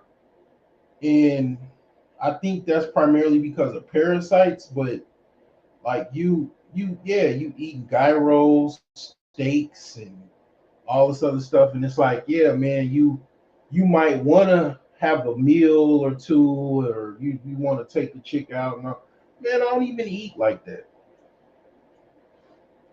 Honestly, I don't even really want no chick to eat meat. Definitely don't even want no chick to eat pork. So yeah, like I'm just way more, like, basically what I'm saying is I'm more bougier this year than I was last year. My bougie level went the fuck up. Like I'm into to chicks that like eating greens and vegetables and shit now. Like I don't even like bitches that eat meat. Like I'm like, the fuck, how that's gonna work out? You cooking a steak and I'm motherfucking making a veggie pizza. I'm making a veggie burrito. You trying to put steak in that motherfucker. You trying to you trying to cut off the ass of a fucking cow or whatever, and frying it and putting it in a fucking steak taco or burrito. I'm just trying to put some motherfucking guacamole on my shit with some lettuce, some cheese. You trying to motherfucker put a whole half a cow in that motherfucker. How that shit gonna work? Really? Like, you know what I'm saying? So my bougie level went like higher. I'm in the greens and shit. I'm in the motherfucking, you know what I'm saying? the the green environment and all of that type of shit. I'm a tree hugger now and shit. Like, you know what I'm saying? Not so much I'm a tree hugger, but I'm more into vegetables and stuff like that, right? So what the fuck, you know what I'm saying? Like, it's just I can totally understand this shit. And I do understand the millennials and the Z's to a certain extent, because primarily because I be online a lot, YouTube, um, a lot of the people, are that, basically, engage with me are younger men, and I definitely don't think they be in the strip clubs and shit. And I definitely don't be in the strip clubs. I think it's one dude that I know. He's a programmer now. He started off in IT support. I ain't gonna put his name out there, but I'll just say, I'll just give a hint.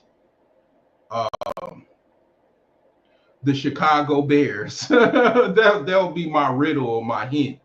He knows who he is, okay, and he was definitely in the strip clubs. He was back in like Coliseum days and stuff, and he used to be in the strip clubs and stuff. And I mean, I just wasn't into it like that, and I got his understanding of it. I mean, his understanding was that's where you get bitches, because they be selling pussy.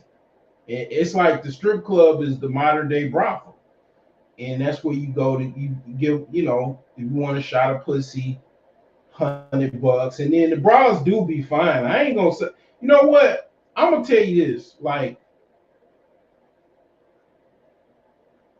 trying to go to an escort service, a lot of them chicks be fat. Like, you see them, like, you go and look for escort. That picture, That's not how they look when you see them.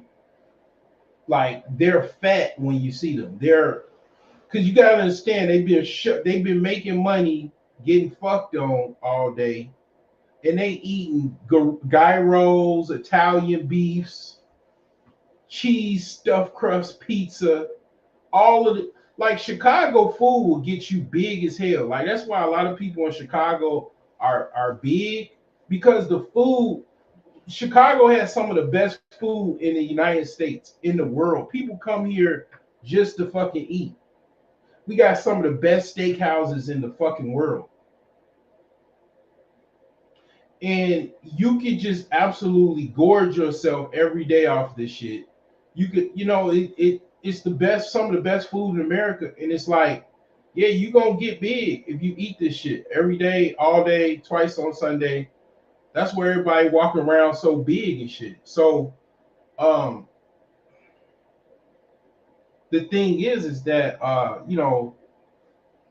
these chicks making a lot of money, selling pussy, and they gorging themselves.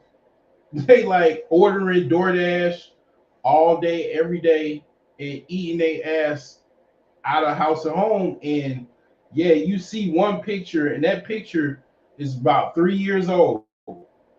And you go see them, you like, damn, what the fuck? Is this Miss Piggy? You look on the photo totally different. So then I'll say this. The reason why I'm saying this is because you probably better off going to the strip club because the broad at the strip clubs don't allow that type of stuff like that, as far as I know. Like you can see the chick at the strip club, and your little $100 or whatever, you gonna get at least a broad that look good. Versus if you fuck with them escort shits, them bitches is fat, man. You going not like chances are your ass getting catfish by a hoe off of an escort site. So that's that I will say that as far as the whole thing with the strip club. But like I say, I don't fuck with none of that shit because the thing is that I talked about why I don't do that, but basically a lot of them chicks hood rats. One, two, I'm not paying to go fuck a hood rat, and then a lot of them chicks, like I say, be fat. And then I just don't get no enjoyment out of that. And then fifth, I got fucking daughters. Yeah, I have to say that. Like basically, how can I not want the same thing for my daughters, right? And then I fucking support the same thing I don't want my daughters to be. That is a fucking conundrum. Okay, you don't want your daughters to be something, but then you fucking the shit out of some shit that you don't want your daughters to actually be. Like that definitely those are the reasons. And plus, I don't really get that much fulfillment from that.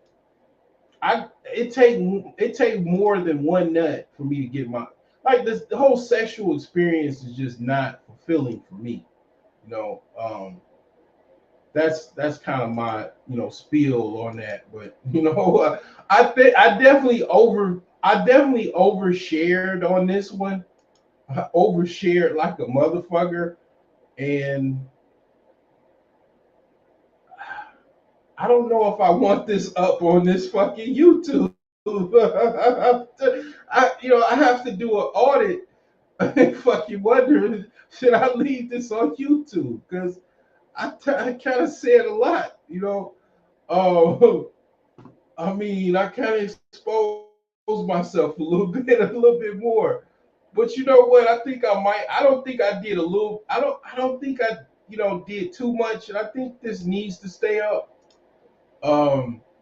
For PSA purposes. And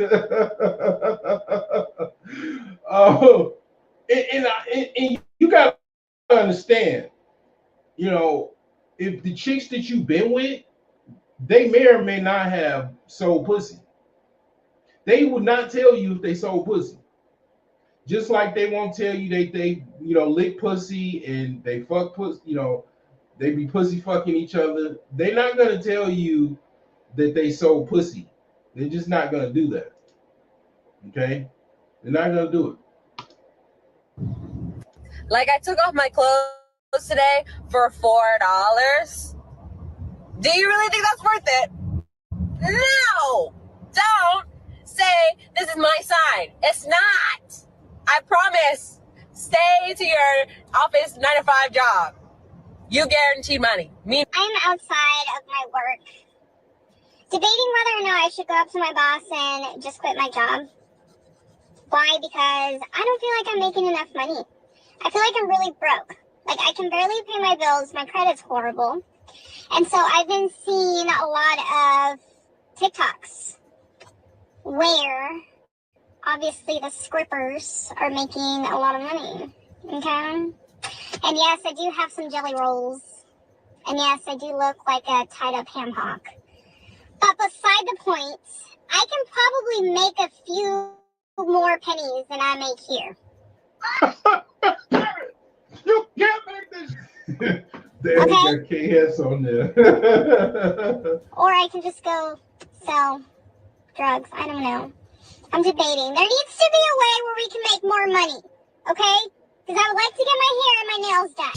You wanna get fucked, go ahead, I don't got time for your ass. Can't chase a bum, too busy counting cash. I'm so sad, still getting shit done. I'm not finna get done until I come. Bitch is 20. And when I say that, when I say zillennials and millennials, I didn't specify race. I said all I say zillennials and millennials. Race unabated. I didn't say anything about no race. Okay, it's basically what people are doing. It's a lot of shit to do in the world, bro. I swear to God, it's a lot of shit to do. It's so much shit to do. It's overwhelming. I mean, I have fun. It's tiring, but I have fun with my daughters. Like, I get a lot of enjoyment, just being a dad, just being with my kids, man. And I mean, that's just one thing, but it's like it's a lot of stuff to do in life.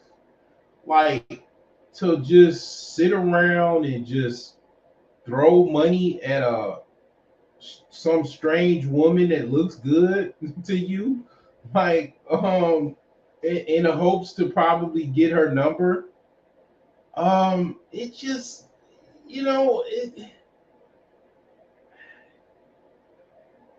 it's a lot to do in the world, like. And I mean, clubs are closing. Clubs and bars,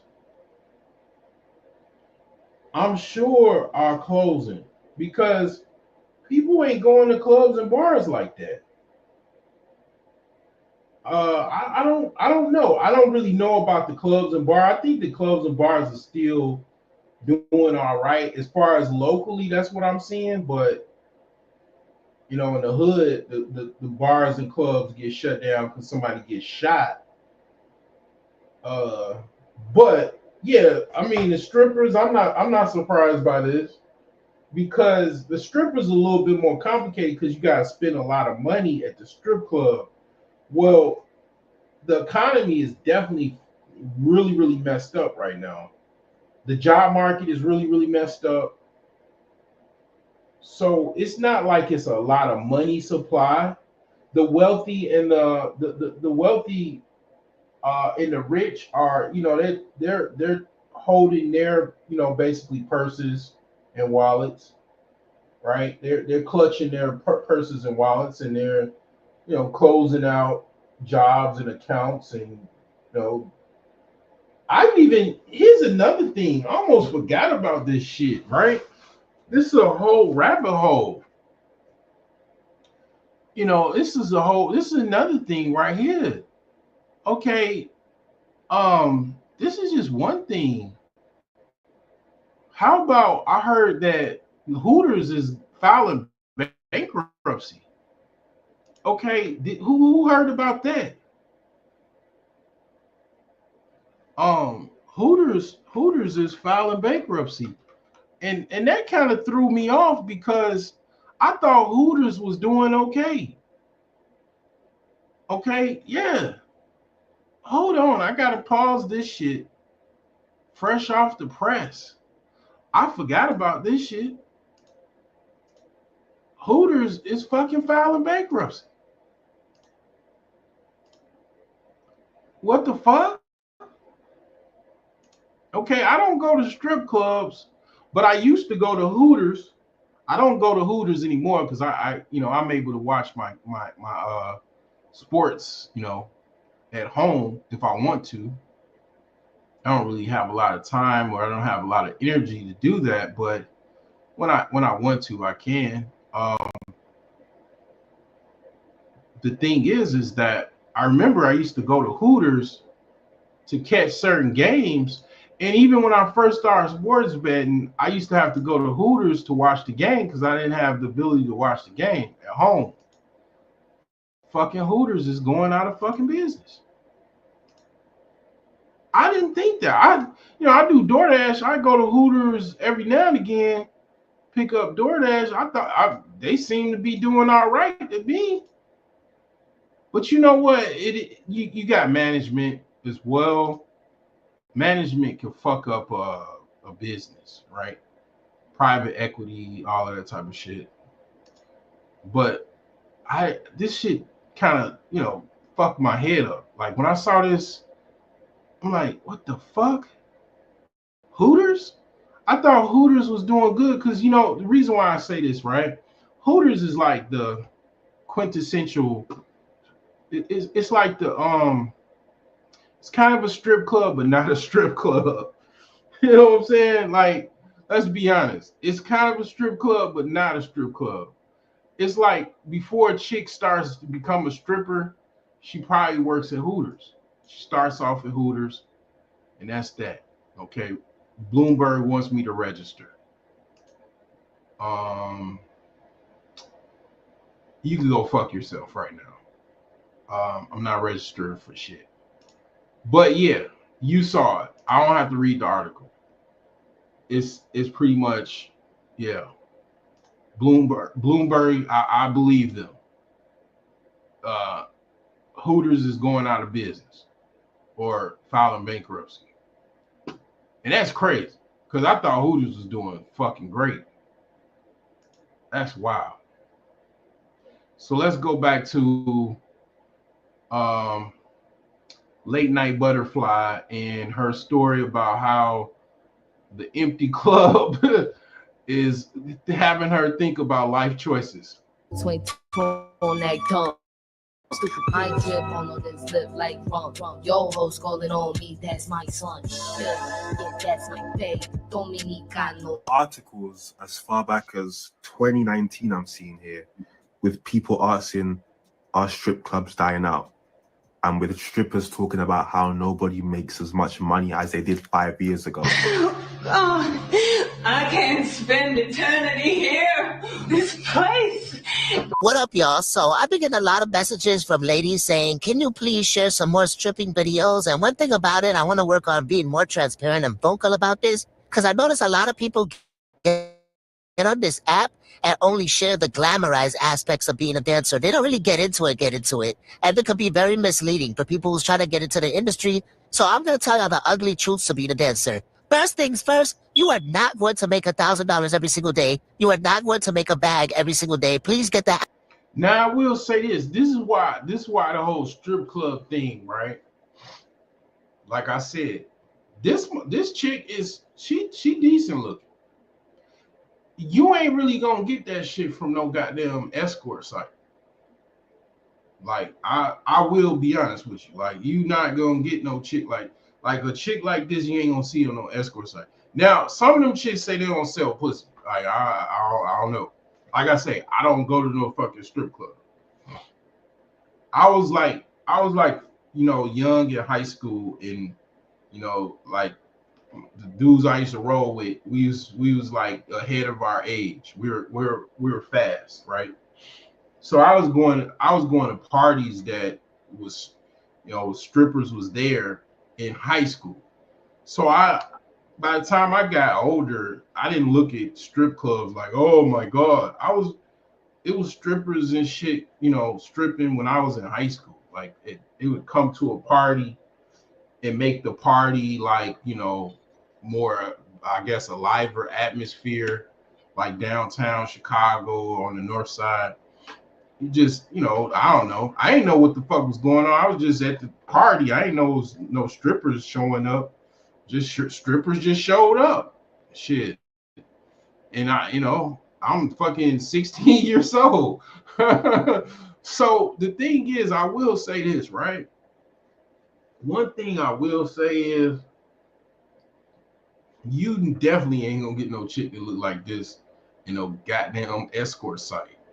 Like, not like that. Not like you probably have to go to something else, but I mean, one thing I will say, the strip clubs do have quote unquote women that look a little bit better than, or a lot better than the escort sites. But like I said, I don't know if I know it is sex in the champagne room, because the dude that my coworker took me to the strip club, he had went to the champagne room. But like, I don't know if they all go to the champagne room. I don't know nothing about that like that, because I ain't went to the champagne room. That has not been my experience in life, being in the champagne room. Okay, but yeah, like she looked good. I give it to her. I'll give it to her, literally. But yeah, I'm not going to no strip club though. I still have no desire to go to no strip club. Like, hasn't changed. Yeah, I don't have any. Yeah, she looks good, and so it's chicks that look good everywhere.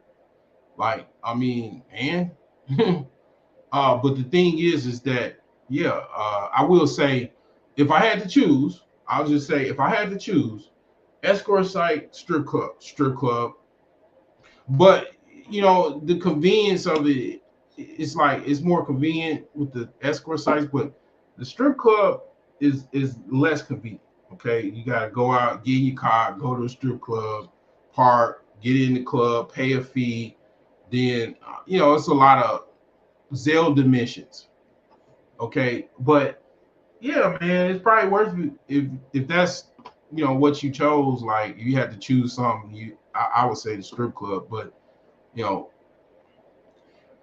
to be honest, it's like I wouldn't choose either, because that's not how you're gonna have no healthy, wholesome relationship, is with no fucking stripper or no fucking escort.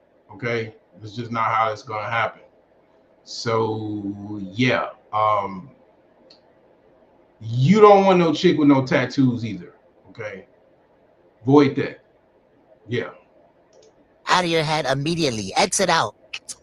It really be like that, to where there'll be 70 girls in the club and only 8 customers come in throughout the entire night. It really be like that sometimes, to where you have to stay down till you come up. The most I've left the club with, I've left with as much as $5,000, and I've left with as little as $13. It really be like that some nights, to where you're struggling to make $100. It is what it is.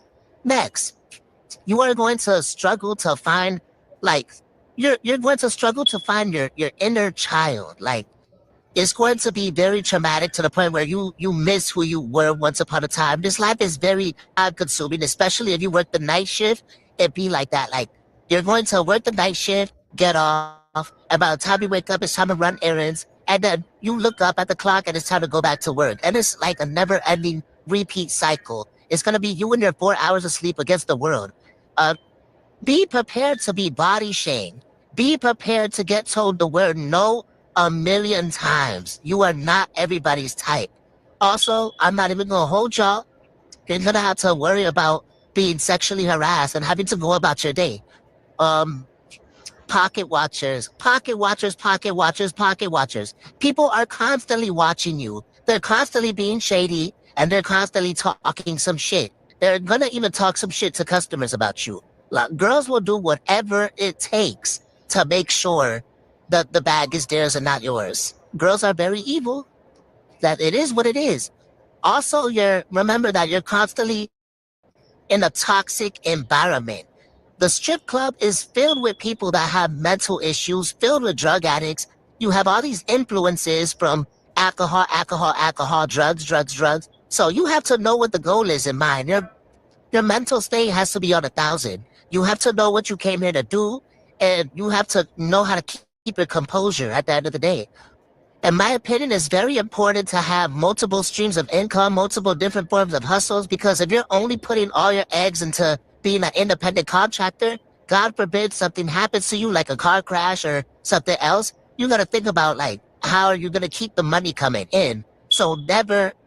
See, all of this shit, like, to be honest,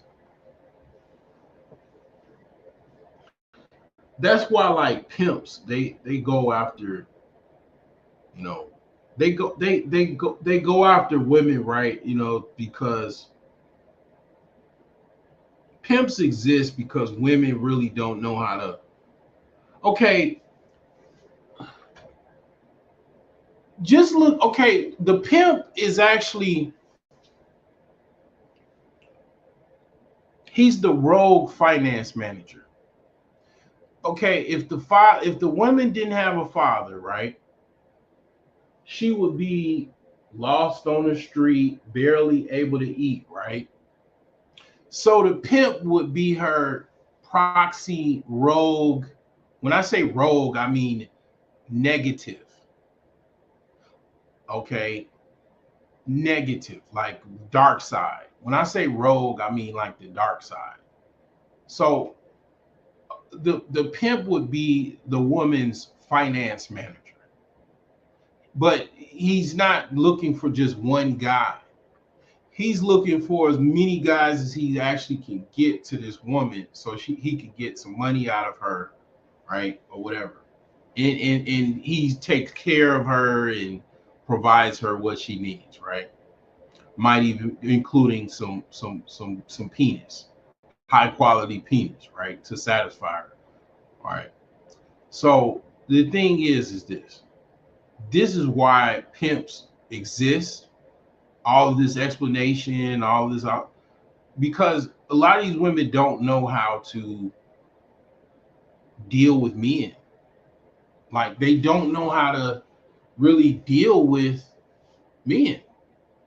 And men know what, men know how to deal with men, right? As far as they know, men want women, and basically they know how to provide the medium of, okay, this is the woman, she wants, she needs this amount,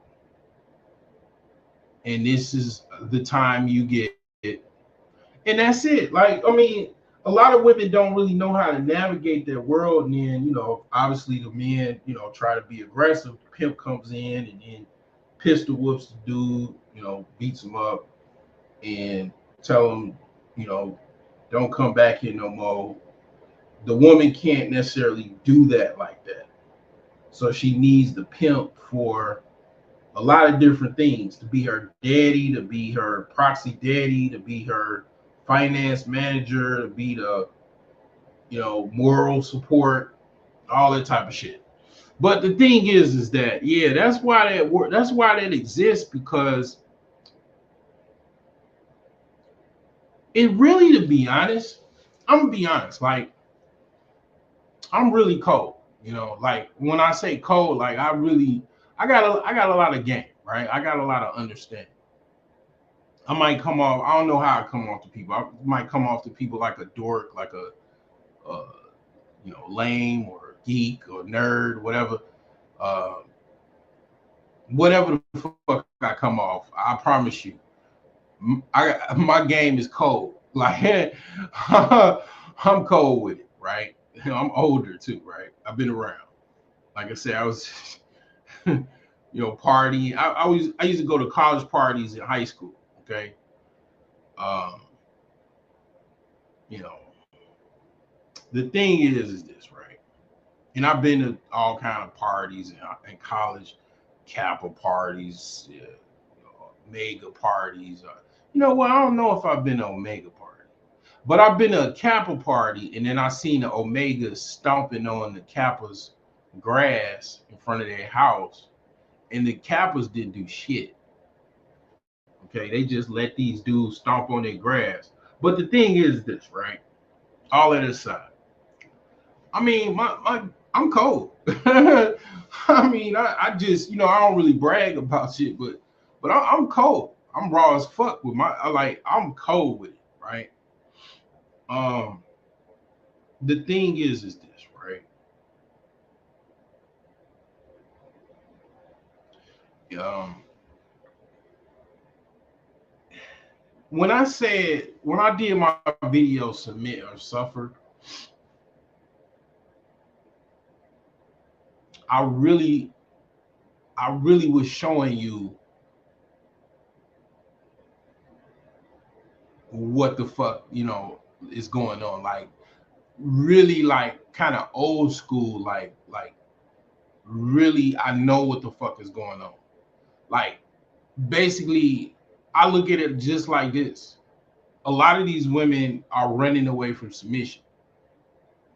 They'll strive to be independent, to be this and do all this other shit and blah blah blah blah blah.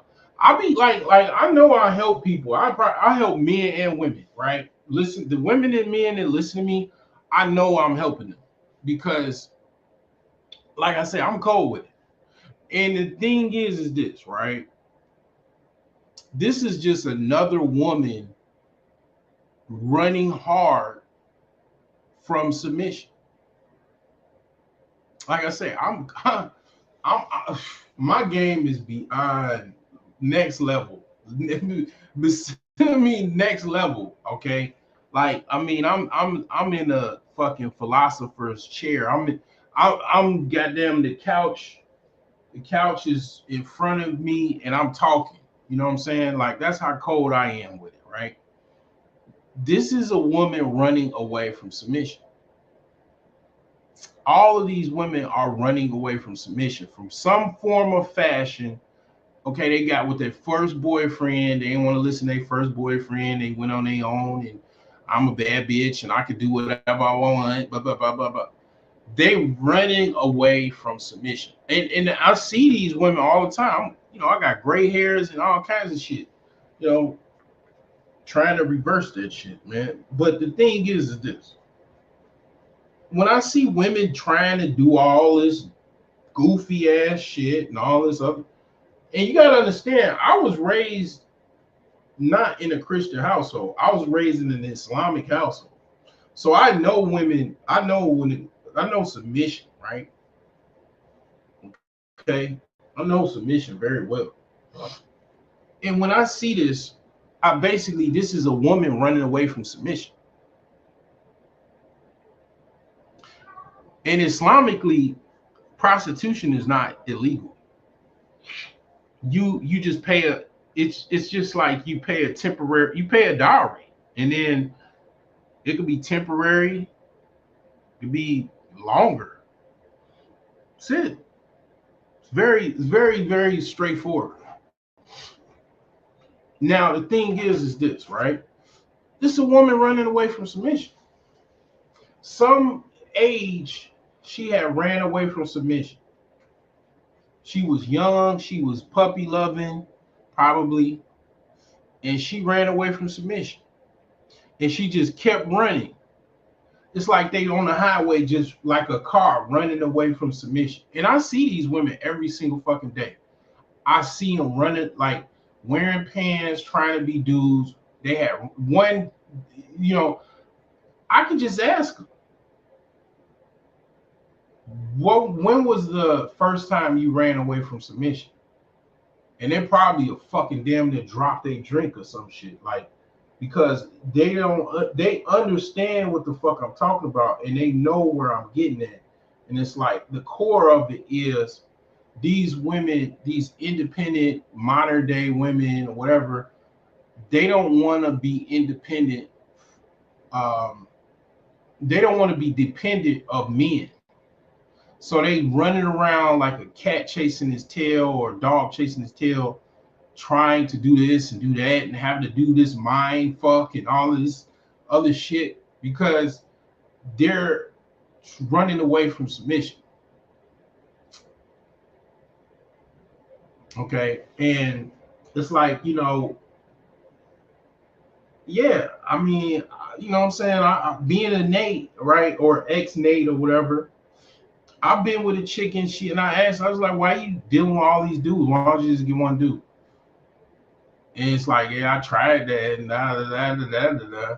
I lived with this dude and then he kicked me out and blah, blah.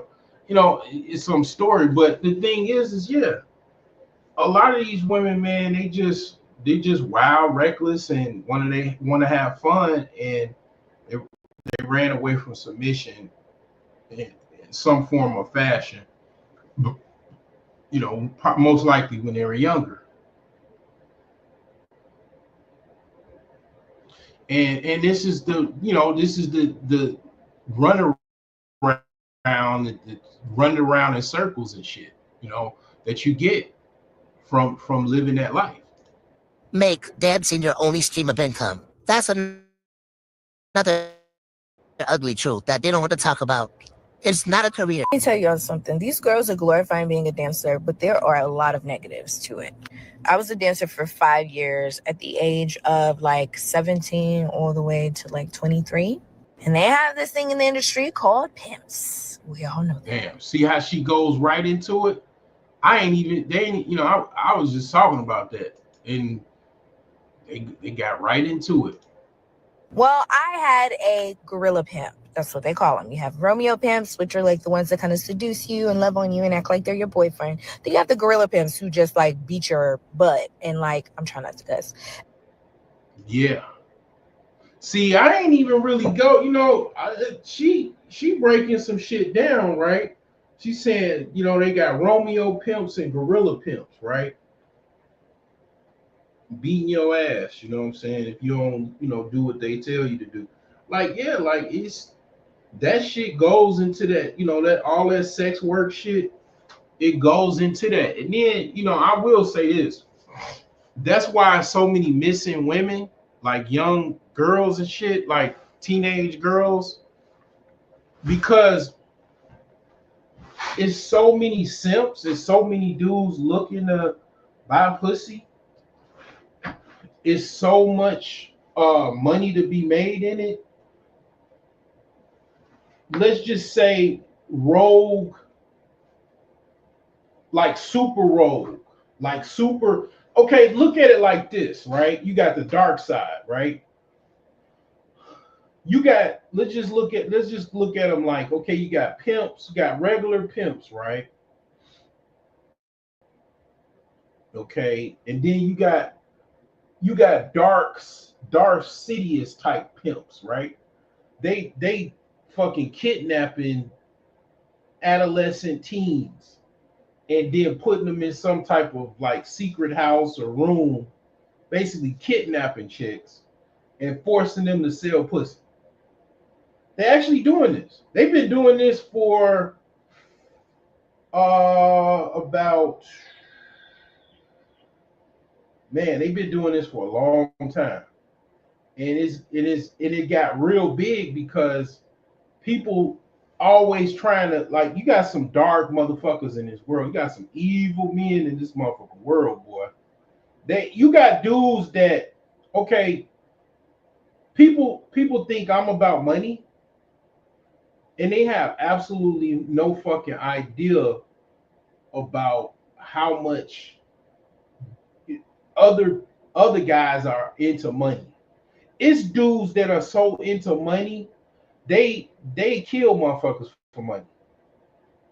They kidnap motherfuckers for money. Okay, they do all kind of stuff for money, including kidnapping women, young women, forcing them to sell pussy, for money. They kidnap people, sell body parts. You know, it's some evil motherfuckers in this world, both men and women, that they're so into money, they're willing to do all kinds of shit to get money.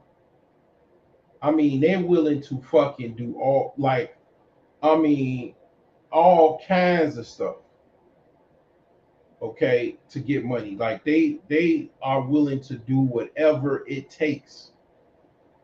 And that includes stuff that you really can't think about or fathom.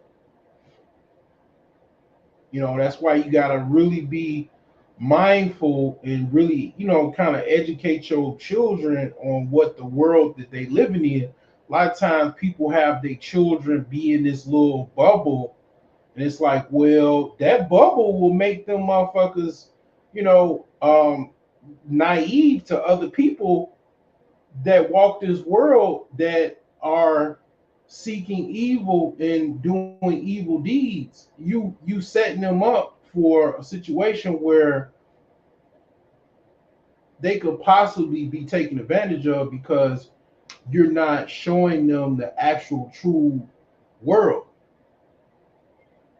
And then when they find the true world, then they're extremely depressed and dealing with some extreme suffering because they thought the world was magical in Disney.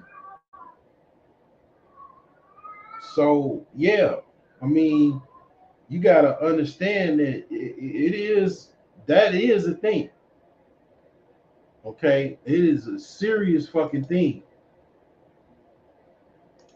And like really hurt you and force you to do things.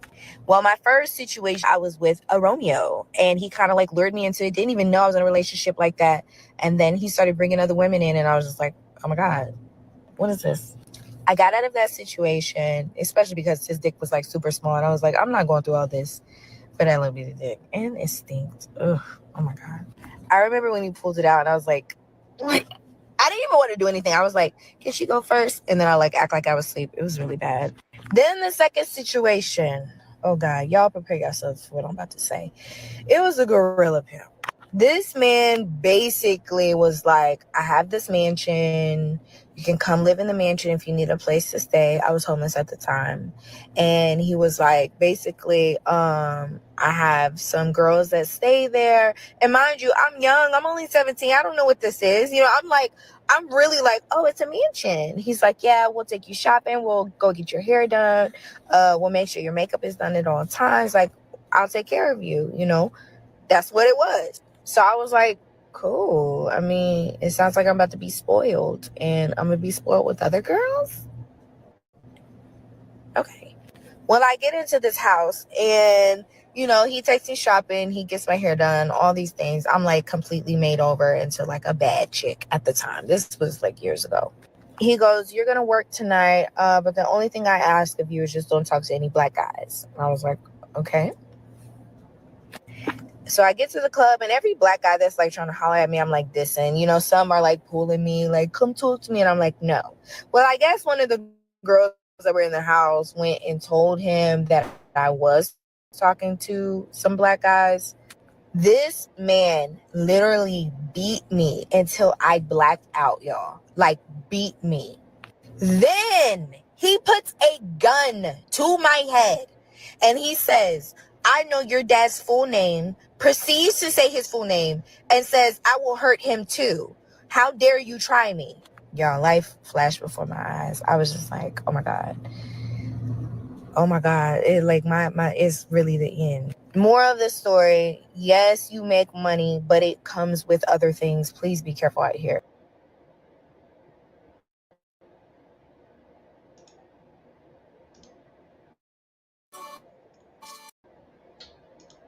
Yeah, it's like you know what that is? What that is? What that dude that the dude that put a gun in her head and mentioned her dad?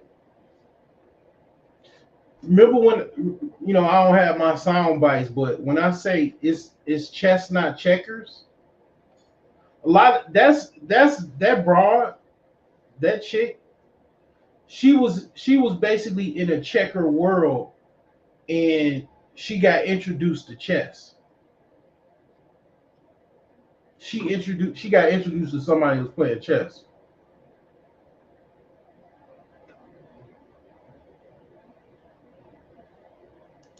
That's what that was. That's an actual, like, I'm no bullshit.